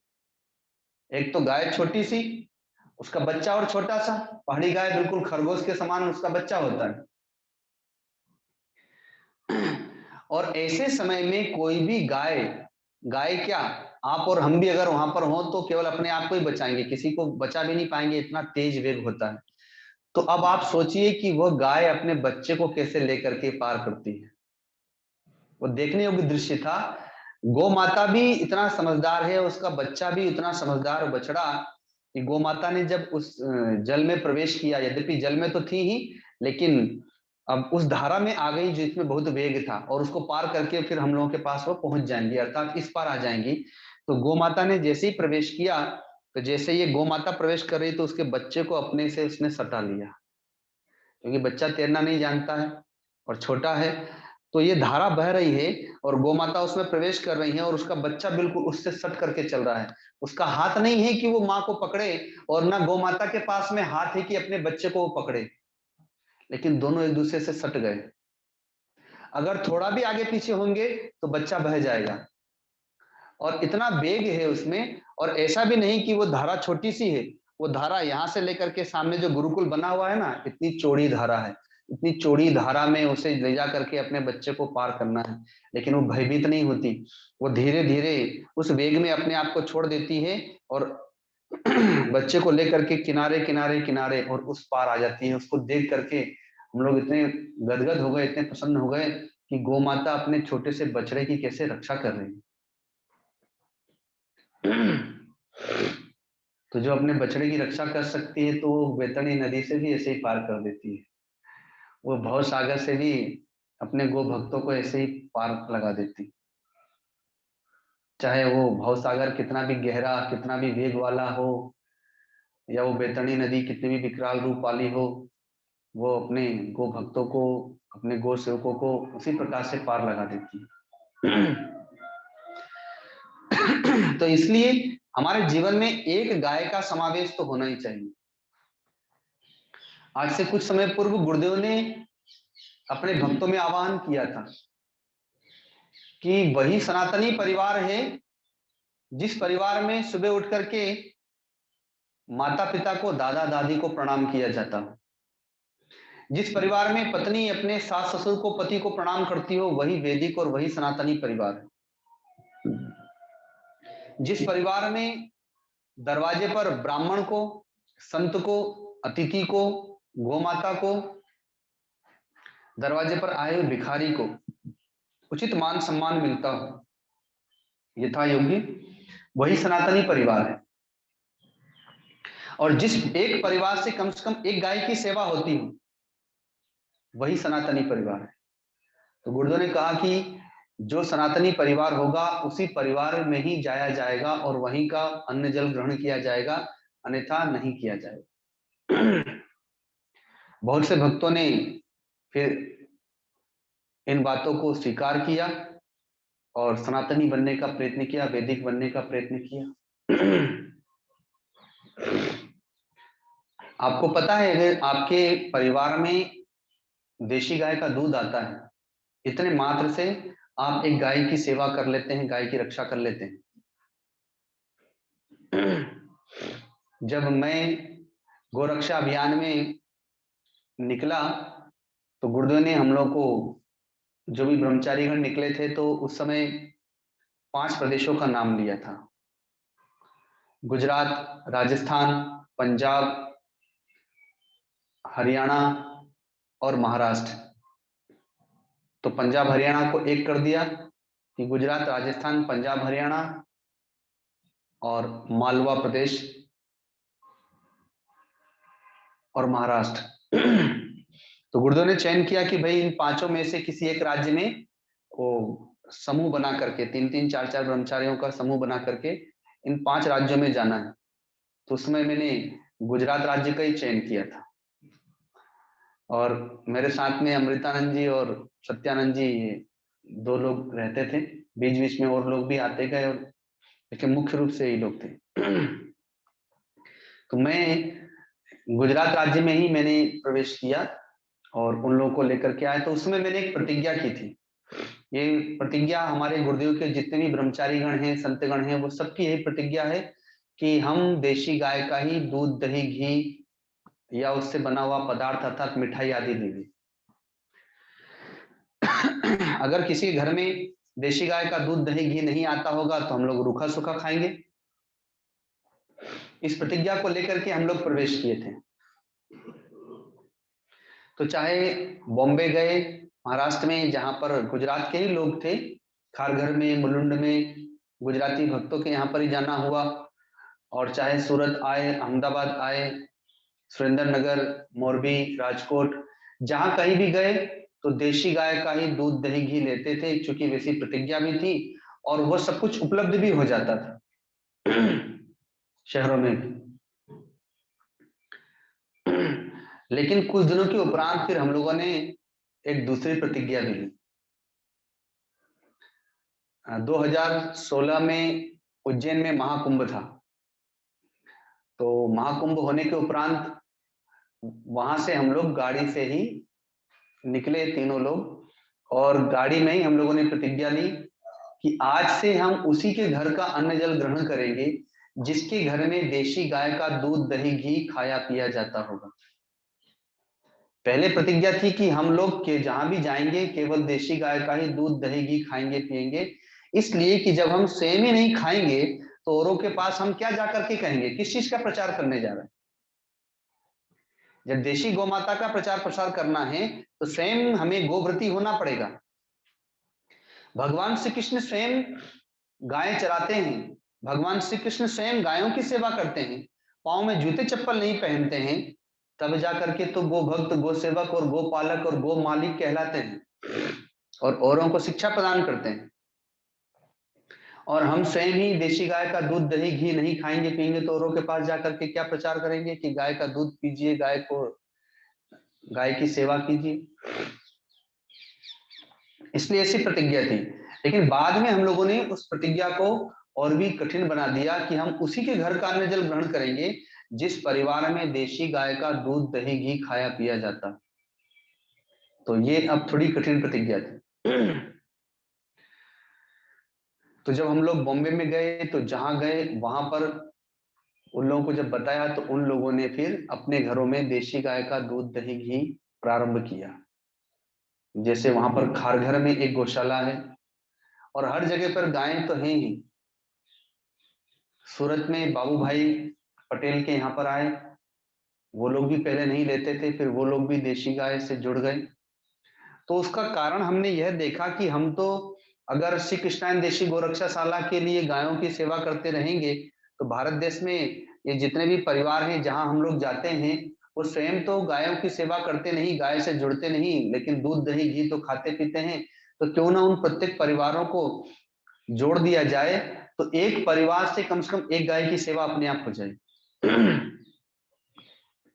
अगर एक परिवार में दूध आता है सुबह 2 लीटर, 4 लीटर, 5 लीटर, शाम को भी आता है, तो अपने आप एक गाय की सेवा हो गई। और वो जाके कहे गो सेवक से कि भाई हमें देशी गाय का ही दूध चाहिए, 50 लीटर देते हो तो लो 55 रुपए लीटर दो, लेकिन हमें देशी गाय का ही देना, उसमें बिना जल का देना। वो तो व्यापार क्यों कर रहा है, वो व्यापार तो पैसे के लिए करता है। वो देखता है कि भैंस ज्यादा दूध देती है, वो देखता है कि जैसी ज्यादा दूध देती है और उसकी दूध की कीमत भी है, तो इसलिए वो उसको रखता है। लेकिन अब आप जाकर के कहेंगे कि नहीं, भैंस का 50 रुपए लीटर है और गाय का 40 है, तो लो हम 55 रुपए देते हैं, लेकिन हमें देशी गाय का ही दूध देना। तो वो तो पैसे के लिए व्यापार करता है, वो तो भैंस को भी हटा देगा अगर ऐसे सारे लोग कहने लगे तो। और फिर वो गाय का ही दूध बेचेगा, गाय के दूध से ही व्यापार करेगा। तो अपने आप एक परिवार से एक गाय की सेवा हो जाएगी। जब आप अपने घर में गाय नहीं रख रहे हैं तो कम से कम किसान या गौ सेवक तो अपने घर में गाय रखेगा दूध के व्यापार के लिए, तो उसको भी गाय रखने का पुण्य मिल जाएगा, गौ सेवा का पुण्य मिल जाएगा, और आपको दूध तो प्राप्त होगा ही गाय का, साथ में गौ सेवा का फल भी आपको प्राप्त होता रहेगा। तो ये गृहस्थ आश्रम की पंच आत्माएं हैं, गुरु, गीता, गंगा, गायत्री और गौ माता। इनके बिना हमारा जीवन अधूरा है। और इसमें से एक आत्मा भी हमारे पास आ गई तो वो अपने आप पंच आत्माओं को लेकर के आ जाएगी। किसी एक को भी अगर हमने पकड़ लिया या किसी एक ने भी हमें पकड़ लिया तो फिर वो पांचों आत्माएं हमारे पास आ जाएंगी। और इसके बिना हमारी आध्यात्मिक यात्रा नहीं हो सकती। सनातन धर्म को समझने के लिए, सनातन धर्म को पकड़ने के लिए, सनातनी बनने के लिए हमें इन सनातन धर्म की पंच आत्माओं को तो स्वीकार करना ही पड़ेगा।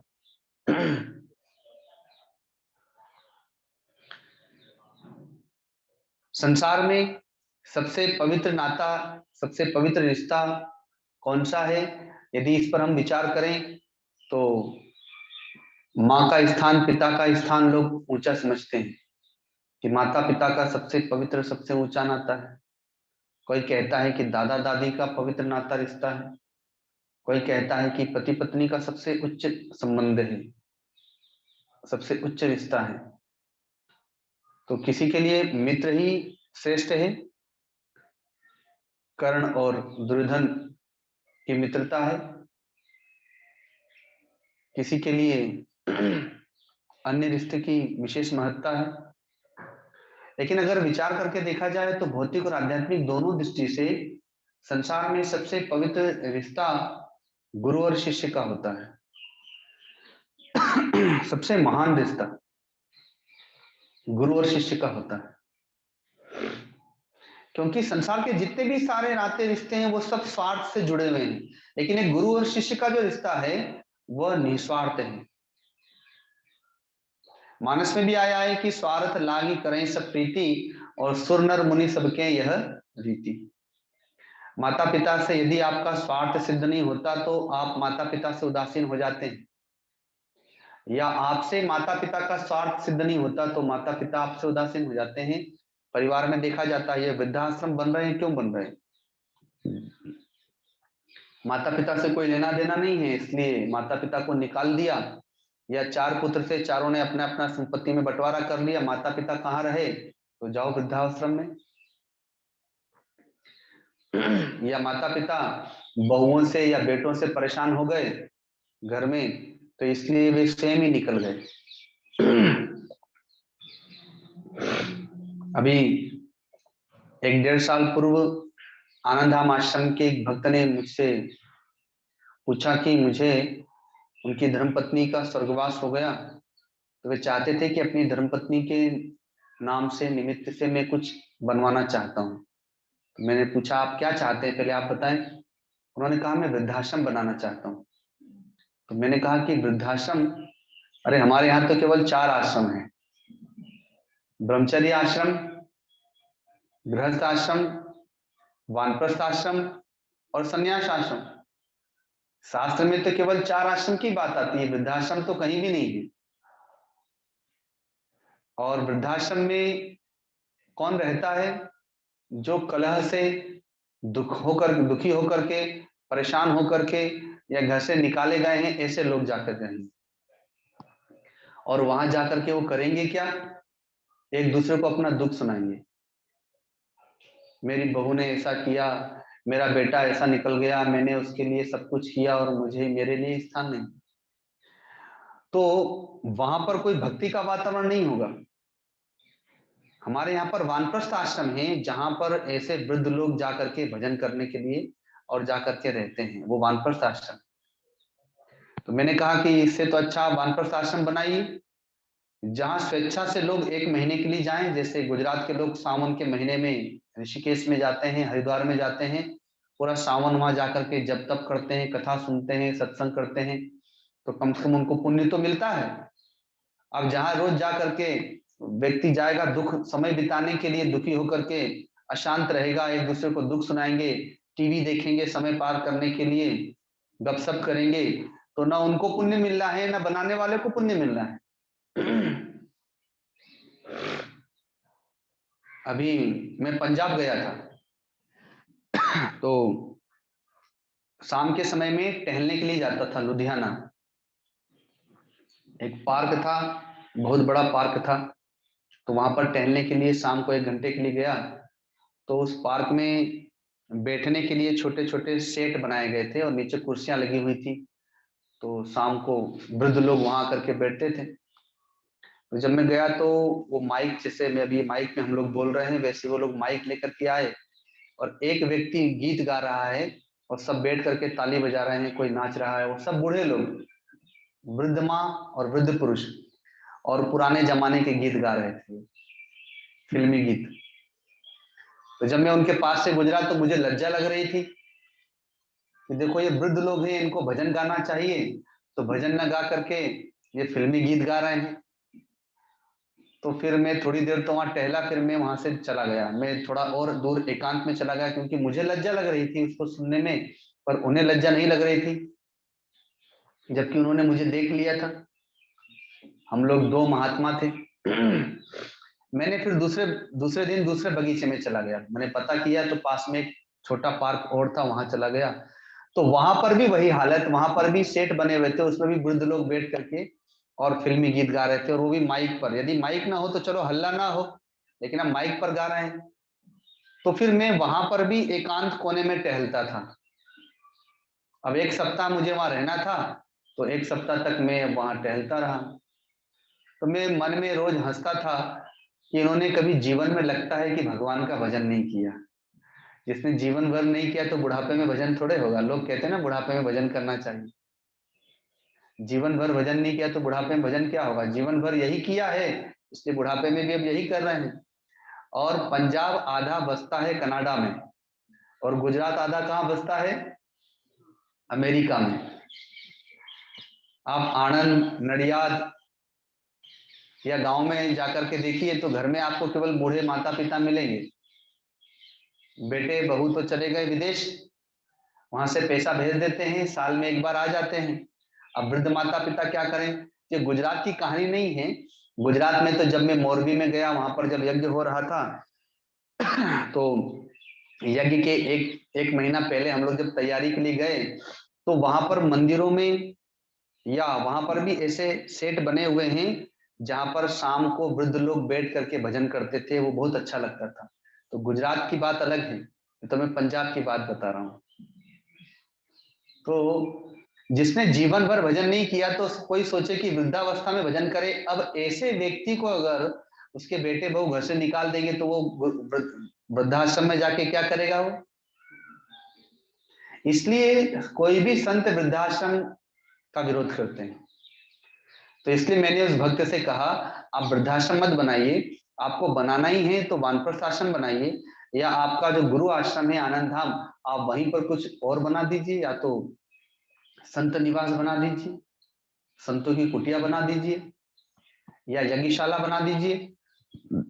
कम से कम अगर आप संत निवास बनाते हैं तो वहां पर संत आएंगे, तपस्या करेंगे, साधना करेंगे, तो संतों को भी निवास मिल गया, और वो जो साधना करेंगे, जो तपस्या करेंगे, उसका आधा पुण्य तो आपके और आपके परिवार को, आपकी धर्मपत्नी की जीवात्मा को प्राप्त होगा सारा जीवन, जब तक वो संत निवास रहेगा।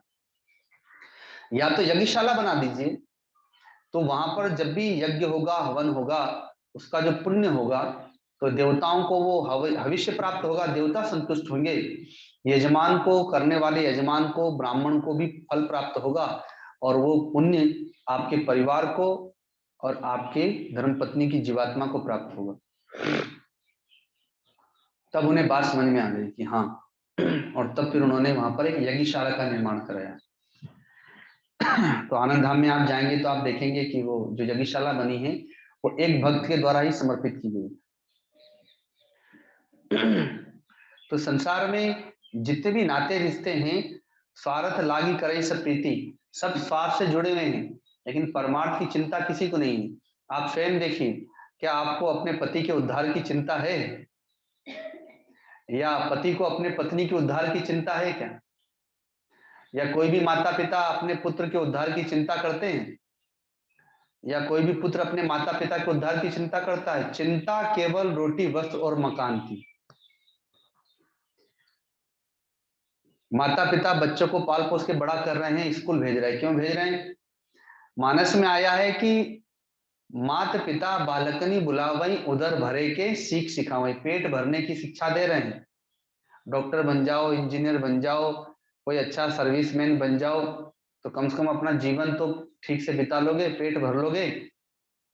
अगर आलस्य में सोया रहेगा तो कहते हैं कि अरे उठो, कुछ कमाओ खाओ, नहीं तो आलसी पड़े रहोगे, तुमको कौन खाने को देगा? तो माता पिता अपने बच्चों को पेट भरने की शिक्षा देते हैं, धर्म की शिक्षा नहीं देते हैं, भक्ति की मुक्ति की शिक्षा नहीं देते हैं। वो तो कोई अपवाद में राजा जनक जैसे होते हैं, कोई माँ मदालसा जैसी माँ होती है जो अपने बेटे को, अपने बच्चों को धर्म की शिक्षा, भक्ति की शिक्षा, ज्ञान की शिक्षा देती है। कोई माँ सुनीति जैसी होती है जो अपने पुत्र ध्रुव को तपस्या करने भेजती है कि जाओ, जब बैठना ही है तो भगवान की गोद में बैठो, अक्षय गोद को प्राप्त करो, परमात्मा को प्राप्त करो।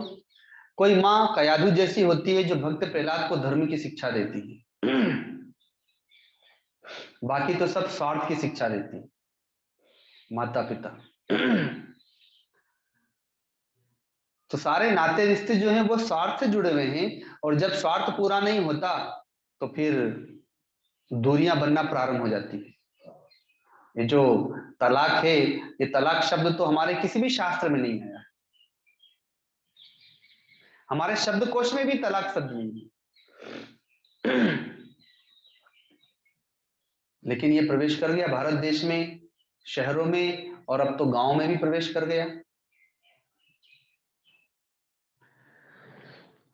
अभी गुरुदेव, हमारे जो गुरुदेव हैं वे ओमकारेश्वर के पास बड़वा में खेड़ी घाट नाम का स्थान है, जहां पर रेवा भागीरथी धाम नाम से गौशाला और आश्रम है, वहां पर विराजमान। वहां पर जर्मन के भक्तगण आए हुए हैं, तो इस समय सत्संग का सत्र चल रहा है। उन्होंने वैदिक धर्म को, सनातन धर्म को स्वीकार कर लिया है। पति पत्नी और जो पत्नी है उनकी माँ, ये 3 लोग सत्संग में आते हैं। साल में एक बार वे लोग 15 दिनों के लिए आते हैं। तो जब उन्होंने सनातन धर्म को समझा और हमारे गृहस्थ आश्रम की परंपरा को सुना, रामायण को सुना गुरुदेव से, गीता जी सुना, महाभारत सुना, तो जब उन्हें पता चला तो वो आश्चर्य करते हैं। वो कहते हैं कि क्या यहाँ पर एक नारी एक पति के साथ पूरा जीवन बिता देती है? उनके लिए आश्चर्य है। जैसे हमारे लिए आश्चर्य है कि वहां पर एक नारी के न जाने कितने पति होते हैं, वैसे उनके लिए आश्चर्य है कि यहाँ पर एक नारी एक पति के साथ पूरा जीवन बिता देती, एक परिवार में पूरा जीवन बिता देती। ये उसके लिए, उन लोगों के लिए आश्चर्य है कि भारत ऐसा देश है। उस देश में तलाक शब्द आ गया और वहां पर पति पत्नी के संबंध में विच्छेद प्रकट हो गया। तो ये तो सनातन धर्म में नहीं आता है, ये तो हमारे वैदिक परिवार की परंपरा नहीं है। क्योंकि हम पाश्चात्य को देख रहे हैं, पाश्चात्य संस्कृति को स्वीकार कर रहे हैं, इसलिए हमारे यहाँ पर ये सब घटनाएं घटना प्रारंभ हो गई। इसलिए इन पंच आत्माओं को स्वीकार करना अत्यंत आवश्यक है। तो संसार में सबसे पवित्र नाता गुरु और शिष्य का होता है, क्योंकि गुरु शिष्य के पास और शिष्य गुरु के पास स्वार्थी नहीं होता। संसार में केवल एक सदगुरु ही है जो हमारे परमार्थ की चिंता करता है। हमें जन्म देने वाले माता पिता भी जिस परमार्थ की चिंता नहीं करते, पाल पोष के बड़े करने वाले माता पिता भी जिस परमार्थ की चिंता नहीं करते, वह चिंता हमारी सदगुरु करते हैं। हमारे स्वार्थ और परमार्थ दोनों की चिंता करते हैं, हमारे भौतिकता और आध्यात्मिकता दोनों की चिंता करते हैं। हम स्वयं हमारे उद्धार की चिंता नहीं करते, लेकिन वो हमारे उद्धार की भी चिंता करते हैं कि येन केन प्रकार किस प्रकार से हमारा कल्याण है। गीता जी में तथा अन्य शास्त्रों में पापों के प्रायश्चित का 3 प्रकार का विधान बताया, यज्ञ, दान और तप। तो कोई भी व्यक्ति क्या अपने से कभी यज्ञ करता है क्या? बहुत धनवान भी होता है तो पहले के समय में राजा यज्ञ कराया करते थे। आज के समय में कौन यज्ञ करता है? जबकि गृहस्थ आश्रम में यज्ञ का विधान है। आप जो पाप कर्म करते हैं जाने अनजाने या पूर्व में हो चुके हैं, उसका प्रायश्चित आप कैसे करेंगे? तो या तो यज्ञ कीजिए, या तप कीजिए, या दान कीजिए।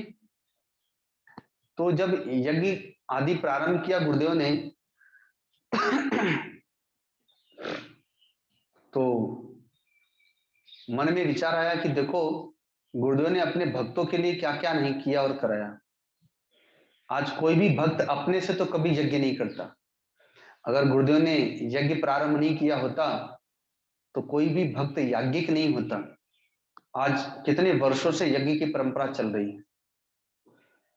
गुजरात में मोरबी में यज्ञ हुआ,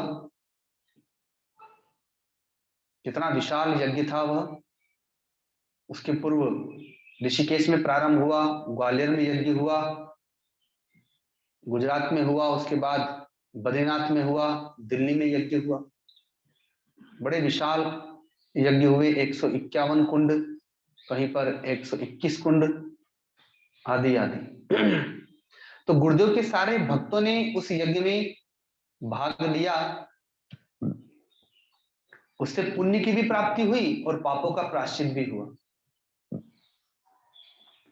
33 करोड़ देवी देवताओं को संतुष्ट किया गया। तो आप याज्ञिक बने। अपने से तो आप 1 दिन 2 दिन भी घर में तप नहीं करते। एकादशी का व्रत भी करते हैं तो उसमें कई प्रकार से व्यंजन बना के खा लेते हैं। लेकिन गुरुदेव ने आप लोगों से तप भी करा दिया। नवरात्रि का 9 दिन का जलाहार व्रत, ये तपस्या ही तो है। वन प्रदेश में कोई साधु संत कैसे तपस्या करते हैं आपको पता तो चला कि 9 दिन तपस्या करने में कि तपस्या क्या होती है, तप कैसे किया जाता है। यदि कभी आपको भी वैराग्य हो जाए तो कम से कम आप तपस्या तो कर पाएंगे, क्योंकि तपस्या का पता तो रहेगा कि भाई 9 दिन भोजन नहीं मिलेगा तो कुछ बिगड़ेगा नहीं, शरीर नहीं जाएगा। तो आपको याज्ञिक बना दिया, आपको तपस्वी बना दिया और साथ में आपको दानी बना दिया। यज्ञ, दान और तप। गो सेवक बना दिया, गायों की सेवा करा करके। अपने से तो आप गाय की सेवा करते नहीं करते, यद्यपि गुजरात में गो भक्ति बहुत है और गौशालाएं भी बहुत है। यहाँ पे लोग गायों की सेवा बहुत करते हैं। लेकिन गुरुदेव ने भारतवर्ष में अपने संपूर्ण भक्तों को गो भक्त भी बना दिया और जो दान नहीं देते थे वो दान देने लगे। यहाँ पे प्रभु भाई बैठे हुए हैं जिन्होंने कभी दान नहीं दिया था, लेकिन वो कहा गया है ना कि आप धरती पर बीज बो करके देखिए। अभी यहाँ पर जो भूमि पड़ी है इसमें कुछ भी नहीं, घास हो रही है, पर अभी आप यहाँ पर फसल लगाना हो, आप बीज बोइए, आप जितना बोएंगे उससे 1000 गुना करके धरती माता देती है अपने को। तो वैसे ही आप देते हैं गौ माता को, आप देते हैं संतों को, तो वो आपको 1000 गुना करके देते हैं। इन्होंने दिया एक हाथ से और दूसरे हाथ से इनके बेटे का जो सर्विस था वो और भी बड़े पद पर हो गया, दुगने पद पर हो गया वो तत्काल। तो मानस में आया है, ये नहीं केन विधि दीन है, दान करे कल्याण। आप चाहे जैसे भी देते हैं वो आपका दिया हुआ दान वो आपका कल्याण ही करता है। राजा बलि ने अपना सर्वस्व दान कर दिया था भगवान वामन के पास। तो भगवान वामन ने भी अपना सर्वस्व दान कर दिया। जब महाराज बलि ने अपना सर्वस्व दान किया तो भगवान ने भी अपना सर्वस्व दे दिया। तो भगवान का सर्वस्व क्या है? तो भगवान ने अपने आप को ही दे दिया। आज भी सुतल लोक में महाराज बलि का राज्य है और भगवान वामन के रूप में आज भी वहां पर विराजमान रहते हैं।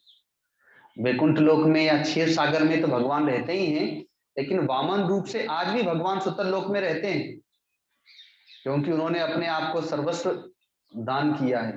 तो भगवान ने भी पीछे क्यों हटेंगे? भगवान ने भी अपने आप को सर्वस्व अर्थात अपने आप को ही दे दिया। तो गुरुदेव ने अपने भक्तों को याज्ञिक भी बनाया, तपस्वी भी बनाया, दानी भी बना दिया। अपने भक्तों के उद्धार के लिए अब स्वर्गलोक से नीचे तो किसी को नहीं मिलना है। स्वर्गलोक देवलोक तो मिलना ही मिलना है, और साथ में भक्ति भी दी, ज्ञान भी दिया, वैराग्य भी दिया। तो इसलिए वैकुंठ लोक का मार्ग भी तो खोल ही दिया है। लेकिन क्या आपको कभी चिंता थी अपनी मुक्ति की? आप लोगों को अपने से तो कभी चिंता नहीं थी कि अपना कल्याण करना है, मुक्ति प्राप्त करना है? अपनी मुक्ति के लिए तो आप कोई यत्न प्रयत्न करते नहीं थे।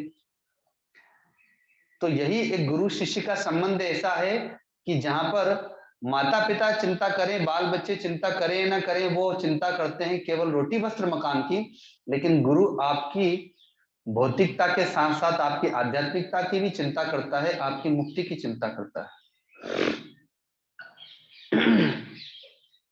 आपकी मुक्ति कैसे हो इसकी चिंता करता है।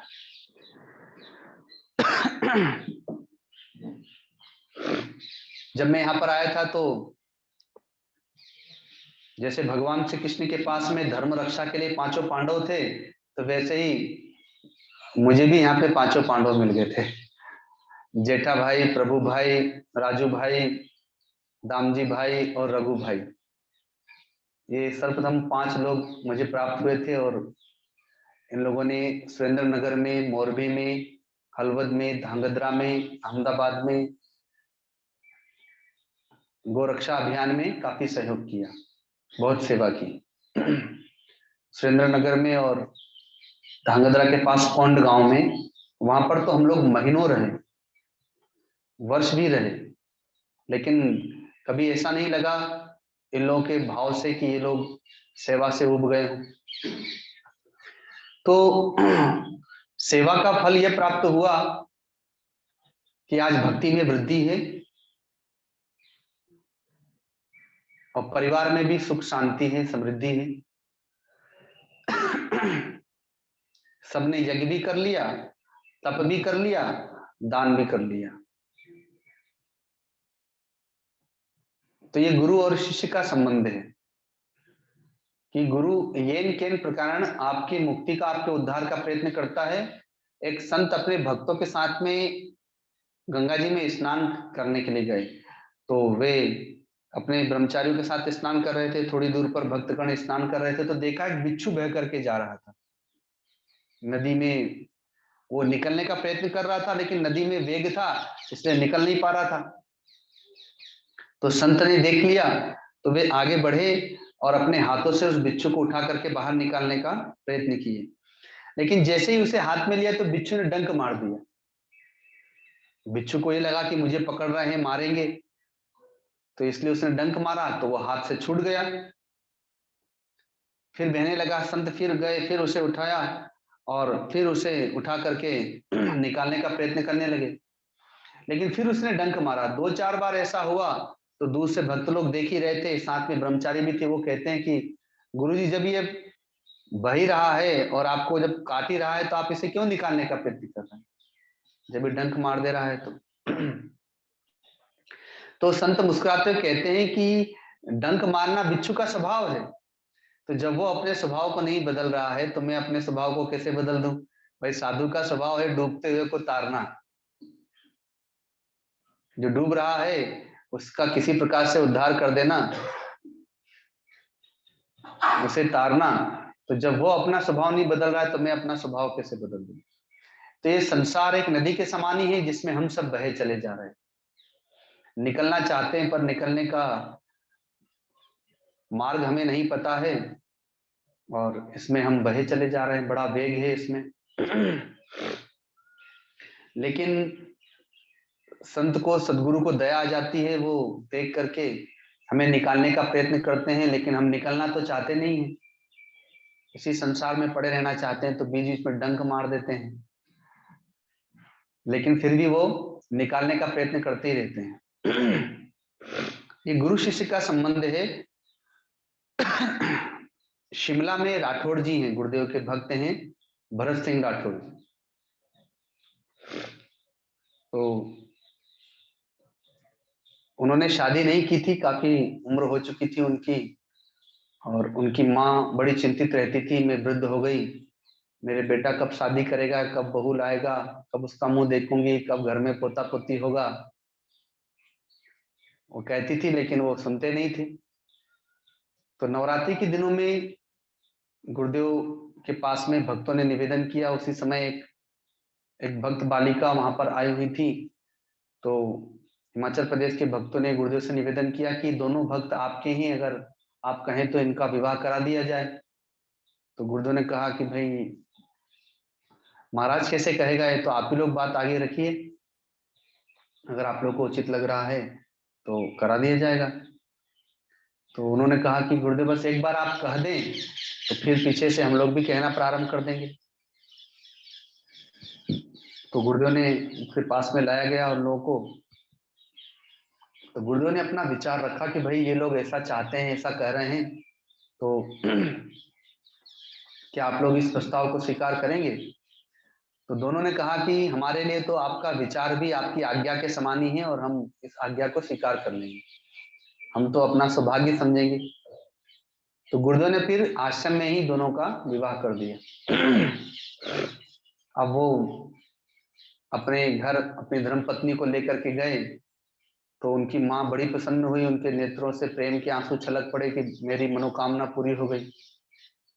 तो उन्होंने अपने बेटे से कहा कि अपने गुरुदेव से का दर्शन मुझे भी करा दो। तो उन्होंने गर्मी के दिनों में गुरुदेव को अपने यहाँ बुलाया। गुरुदेव अपने संतों के साथ में वहां पहुंचे। तो गुरुदेव का दर्शन करके, गुरुदेव का सत्संग सुन करके उस माँ ने अपने पुत्र से, भरत जी से कहा, राठौड़ जी से, कि मैं वृद्ध हो गई, तो मैंने अभी तक किसी को गुरु नहीं बनाया, तो अपने गुरु जी से कहो कि क्या वो मुझे गुरु मंत्र दे देंगे। तो उन्होंने निवेदन किया, तो गुरुदेव ने कहा कि ठीक है, दे देंगे। अगले दिन सुबह में गुरुदेव ने उन्हें गुरु मंत्र दिया, दीक्षा प्रदान की। तो जब वो दीक्षा ले लेती हैं, गुरु मंत्र ले लेती हैं, तो फिर अब भरत जी से कहती हैं, राठौड़ जी से, कि बेटा मुझे प्रणाम करो। प्रेम में, भाव में भर करके कहती हैं कि मुझे प्रणाम करो। तो राठौड़ जी ने सर्वप्रथम गुरुदेव को साष्टांग दंडवत प्रणाम किया, और फिर उसके उपरांत अपनी माँ को प्रणाम किया। तो माँ ने अपने पुत्र को उठा करके अपने गले लगा लिया, और उसका मस्तक सूंघा अर्थात चुमा, और कहा कि बेटा, जन्म देने के कारण से, दूध पिलाने के कारण से माँ का ऋण होता है पुत्र पर, लेकिन आज मैं तुम्हें समस्त ऋणों से मुक्त करती हूँ, क्योंकि तुमने मुझे गुरु ला करके दे दिया, तुमने मेरा उद्धार कर दिया, उद्धार का मार्ग प्रदान कर दिया।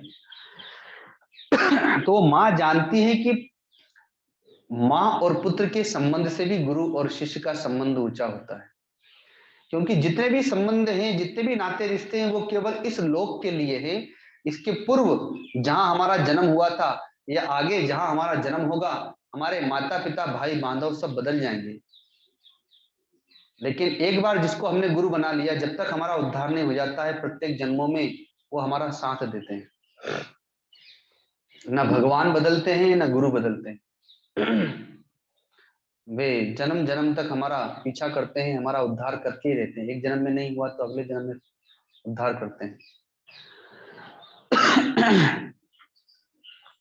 तो एक भजन के माध्यम से सदगुरु की महिमा देखेंगे। ये गुरुदेव का पद है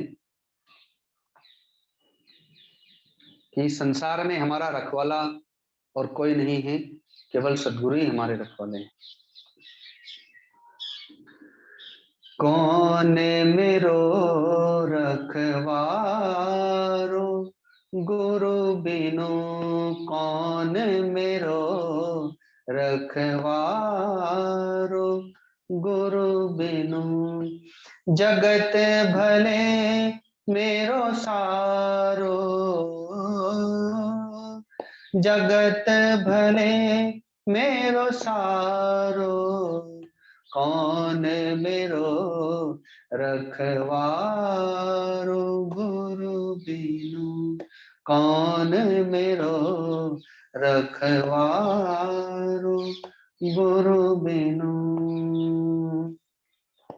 मात पिता की महिमा नहीं कछु, मात पिता की महिमा नहीं कछु, भाई बंधु अंधियारो, भाई बंधु अंधियारो, हित मित्र की नहीं गम्यता, हित मित्र की नहीं गम्यता, सुख संपत्ति सब खारो, गुरु बिनु सुख संपत्ति सब खारो, गुरु बिनु कौन मेरो रखवारो, गुरु बिनु कौन मेरो रखवारो, गुरु बिनु। जप तप जोग जुगुति सब हारे, जप तप जोग जुगुति सब हारे, देव या देव किनारे, देव या देव किनारे, रिद्धि सिद्धि सब शक्तिहीन है, रिद्धि सिद्धि सब शक्तिहीन है, हरिहर ब्रह्म विचारो, गुरु बिनु हरिहर ब्रह्म विचारो, गुरु बिनु कौन मेरो रखवारो, गुरु बिनु कवन मेरो रखवारो, गुरु बिनु। इंद्रादिक ब्रह्मादिक माया, इंद्रादिक ब्रह्मादिक माया, वाको कछु न बिगारो, वाको कछु न बिगारो, निज कृत कर्म अकर्म सबे सब, निज कृत कर्म अकर्म सबे सब, सद्गुरु के संग हारो, गुरु बिनु सद्गुरु के संग हारो, गुरु बिनु कवन मेरो रखवारो, गुरु बिनु कवन मेरो रखवारो, गुरु बिनु। जगत भले मेरो सारो, जगत भले मेरो सारो, कवन मेरो रखवारो, गुरु बिनु कवन मेरो रख, कवन मेरो रख, कवन मेरो रखवारो, गुरु बिनु। बोलिए सदगुरुदेव भगवान की, परम गुरुदेव महाराज की, सत्य सनातन धर्म की, गौ माता की, श्री गंगा मैया की, सब संतों की, सब भक्तों की, श्री कपिल भगवान की। ओम नमः पार्वती पते हर हर महादेव। आज प्रथम दिवस की इस कथा को गौ माता के चरणों में समर्पित करते हैं। कल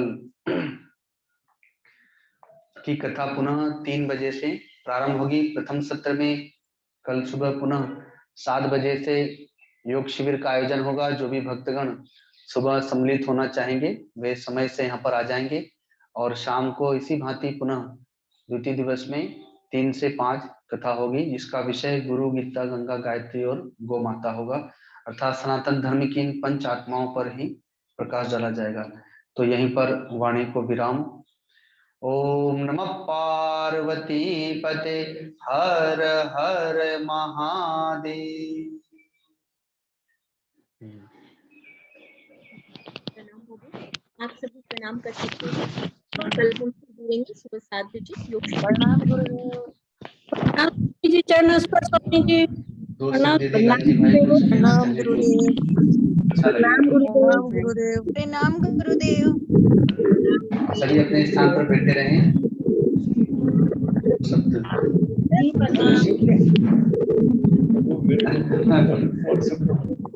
तो आपको क्या तारा लगाए? आज तो आपको जाना है, कल नहीं, अभी आप कहीं जा रहे हैं ना, तो चले जाएंगे ना। हरिओम कल फिर आपका भी समय आए सबको मिलकर जयकारा लगाए। प्रणाम गुरुदेव।